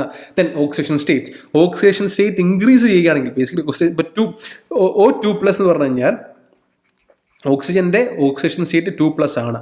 അത് കൂടി എന്ന് പറഞ്ഞാൽ എന്താണ്, O3+ എന്ന് പറഞ്ഞ സംഗതിയാണ് എന്ന് പറഞ്ഞാൽ അതിൻ്റെ അർത്ഥം എന്താ, ഇലക്ട്രോൺ ലൂസ് ചെയ്തു എന്നാണ് അർത്ഥം. ഒരു ഇലക്ട്രോൺ കൂടി ലൂസ് ചെയ്തു എന്നുള്ളതാണ് അതിൻ്റെ മീനിങ്. സോ ബേസിക്കലി ഓക്സിഡേഷൻ സ്റ്റേറ്റ്സും ഇലക്ട്രോണിൻ്റെയും സംഗതി ഒന്ന് തന്നെയാണ് കേട്ടോ, ലോജിക് ഒന്ന് തന്നെയാണ്. അറിയാവുന്ന കാര്യങ്ങളായിരിക്കും, ഞാൻ ഒന്നുകൂടെ പറയുന്നത് മാത്രമേ ഉള്ളൂ. ഓക്സിഡേഷൻ സ്റ്റേറ്റ് ഇൻക്രീസ് ചെയ്യുകയാണെങ്കിൽ ഓക്സിഡേഷൻ ആണ്, എന്നാൽ ഓക്സിഡേഷൻ സ്റ്റേറ്റ് ഡിക്രീസ് ചെയ്യുകയാണെങ്കിൽ അവിടെ റിഡക്ഷൻ ആണ് സംഭവിക്കുന്നത്. ദെൻ ഏജൻസ്, ഓക്സിഡേഷൻ സംഭവിക്കുമ്പോൾ അവനെ ഓക്സിഡേഷൻ ഏജൻസ് എന്ന് വിളിക്കും, മറ്റവനെ റിഡ്യൂസിങ് ഏജൻസ് എന്ന് വിളിക്കും. സോ എക്സാമ്പിൾസ് എന്താണ്, oxidation of glucose during respiration. ഇനി റിഡക്ഷൻ എക്സാമ്പിൾ എന്താണ്, reduction of carbohydrates during photosynthesis. Fine, വളരെ ഇമ്പോർട്ടൻ്റ് ആയിട്ടുള്ള എക്സാമ്പിൾസ് ആണ് രണ്ടും, ഒന്ന് നോട്ട് ചെയ്ത് വെക്കാം. So 63rd question, what is the atomicity of phosphorus? Phosphorusന്റെ atomicity എന്താണ്? Atomicity എന്താണ്? The number of atoms in a molecule. Okay, number of atoms in a molecule. Option 1 tetraatomic, option 2 monoatomic, option 3 polyatomic, option 4 diatomic. എന്താണ്? Option 1 tetra atomic ആണ് phosphorus അല്ലേ. Phosphorus മോളിക്കുലായിട്ട് സ്ഥിതി ചെയ്യുമ്പോൾ P4 എന്ന രീതിയിലാണ് സ്ഥിതി ചെയ്യുന്നത്. സോ ഫോസ്ഫറസ് എന്നുള്ളതാണ് ആറ്റം. പിന്നെ മോളിക്യൂളായിട്ടത് മാറുമ്പോൾ സ്ഥിതി ചെയ്യണമെങ്കിൽ P4 എന്ന ഒരു സ്റ്റേറ്റിലേക്കാണ് ഫോസ്ഫറസ് പോകുന്നത്. Therefore it is tetraatomic. വളരെ വളരെ simple. Then 4 atoms have listed out of which 3 are like in some manner and 1 is different. So നമുക്ക് odd 1 ആണ് ആര് എന്നുള്ളതാണ് കണ്ടുപിടിക്കേണ്ടത്. Option 1 sodium, option 2 helium, option 3 neon, option 4 argon. വളരെ simple അല്ലേ, helium, neon, argon. ഇവന്മാർ മൂന്നും ആരാണ്, they belong to noble gases അല്ലേ, ഇനേർട്ട് ഗ്യാസസിന്റെ ഗ്രൂപ്പിൽ വരുന്ന ആൾക്കാരാണ് ഹീലിയം, നിയോണും ആർഗണും. എന്നാൽ സോഡിയം അങ്ങനെയാണോ? അല്ല. സോഡിയത്തിന്റെ അറ്റോമിക് നമ്പർ എത്രയാണ്? അറ്റോമിക് നമ്പർ 11 ആണ് അല്ലേ, 11 ആണ്. അങ്ങനെയാണെങ്കിൽ അതിന്റെ ഇലക്ട്രോൺ കോൺഫിഗറേഷൻ എങ്ങനെയായിരിക്കും? 2, 8 and 1. സോ സോഡിയം ഒരു ഹൈലി റിയാക്റ്റീവ് ആയിട്ടുള്ളൊരു മെറ്റലാണ് അല്ലേ. അതിനെ നമുക്ക് വെള്ളത്തിൽ ഇട്ട് കഴിഞ്ഞാൽ അത് വിഗ്രസ്ലി ആക്ട് ചെയ്യും. Therefore it is kept in kerosene. നമുക്കറിയാവുന്ന ബേസിക് ആയിട്ടുള്ള 1-2 ഫാക്ട്സ് പറഞ്ഞു മാത്രമേ ഉള്ളൂ. Okay, next question, which type of coal has the highest percentage of carbon? കാർബണിൻ്റെ പെർസെൻറ്റേജ് താഴെ കൊടുത്തിരിക്കുന്ന ഏത് ടൈപ്പ് ഓഫ് കോളുകളിലാണ് കൂടുതൽ? Option 1 peat, option 2 anthracite, option 3 lignite, option 4 bituminous. So answer എന്താണ്? ആന്ത്രസൈഡ്. Option 2 anthracite. ഇനി നമുക്ക് ബേസിക്കലി ജസ്റ്റ് ഒന്ന് നോക്കാം. Peat, lignite, bituminous, anthracite. ആന്ത്രസൈഡിനാണ് ഏറ്റവും കൂടുതൽ കാർബൺ കണ്ടന്റ് എന്ന് പറഞ്ഞാൽ അതിനർത്ഥം അതിൽ ഏറ്റവും കുറവ്, അത് ഈ പറയുന്ന ടൈപ്പ് ഓഫ് കോൾസിൽ ഏറ്റവും കുറവ് മോയ്സ്ചർ കണ്ടന്റ് ആർക്കാണ്? അത് ആന്ത്രസൈഡിനാണ് എന്നാണ് അതിൻ്റെ മീനിങ്. അതുകൊണ്ട് മനസ്സിലാക്കി വെക്കാം. They are highly desirable fuel. കാരണം എന്താണെന്ന് വെച്ച് കഴിഞ്ഞാൽ they are low sulphur content. നമ്മൾ നേരത്തെ സംസാരിച്ചു പോലെ ആസിഡ് റെയിൻ ഉണ്ടാകാനുള്ള മെയിൻ കാരണം സൾഫർ ഡയോക്സൈഡ് ആണ്. ആൻഡ് ദീസ് ആസിഡ് റെയിൻ ആവശ്യമായിട്ടുള്ള കോൺസ്റ്റിറ്റ്യുവൻസ് ഏറ്റവും കൂടുതൽ പ്രൊഡ്യൂസ് ചെയ്യുന്നത് കോൾ കൊണ്ട് പ്രവർത്തിക്കുന്ന സംഗതികളാണ്. For example thermal power plants in India. So anthracite ആണ് ഏറ്റവും ബെസ്റ്റ് ക്വാളിറ്റി കോൾ. പക്ഷേ ഇന്ത്യയിൽ മാനുഫാക്ചർ ചെയ്യുന്ന അല്ലെങ്കിൽ ഇന്ത്യൻ മൈൻസ് എടുക്കുന്ന കോളുകൾ കൂടുതലും പീച്ച് കോളും ലിഗ്നൈറ്റ് കോളുകളാണ് കേട്ടോ. കുറച്ച് ബിറ്റുമിനസ്, ആന്ത്രസൈഡ് കോളുകൾ വളരെ കുറവാണ്. സോ നമ്മൾ we are heavily depended on importing these coal from other countries, especially Australia.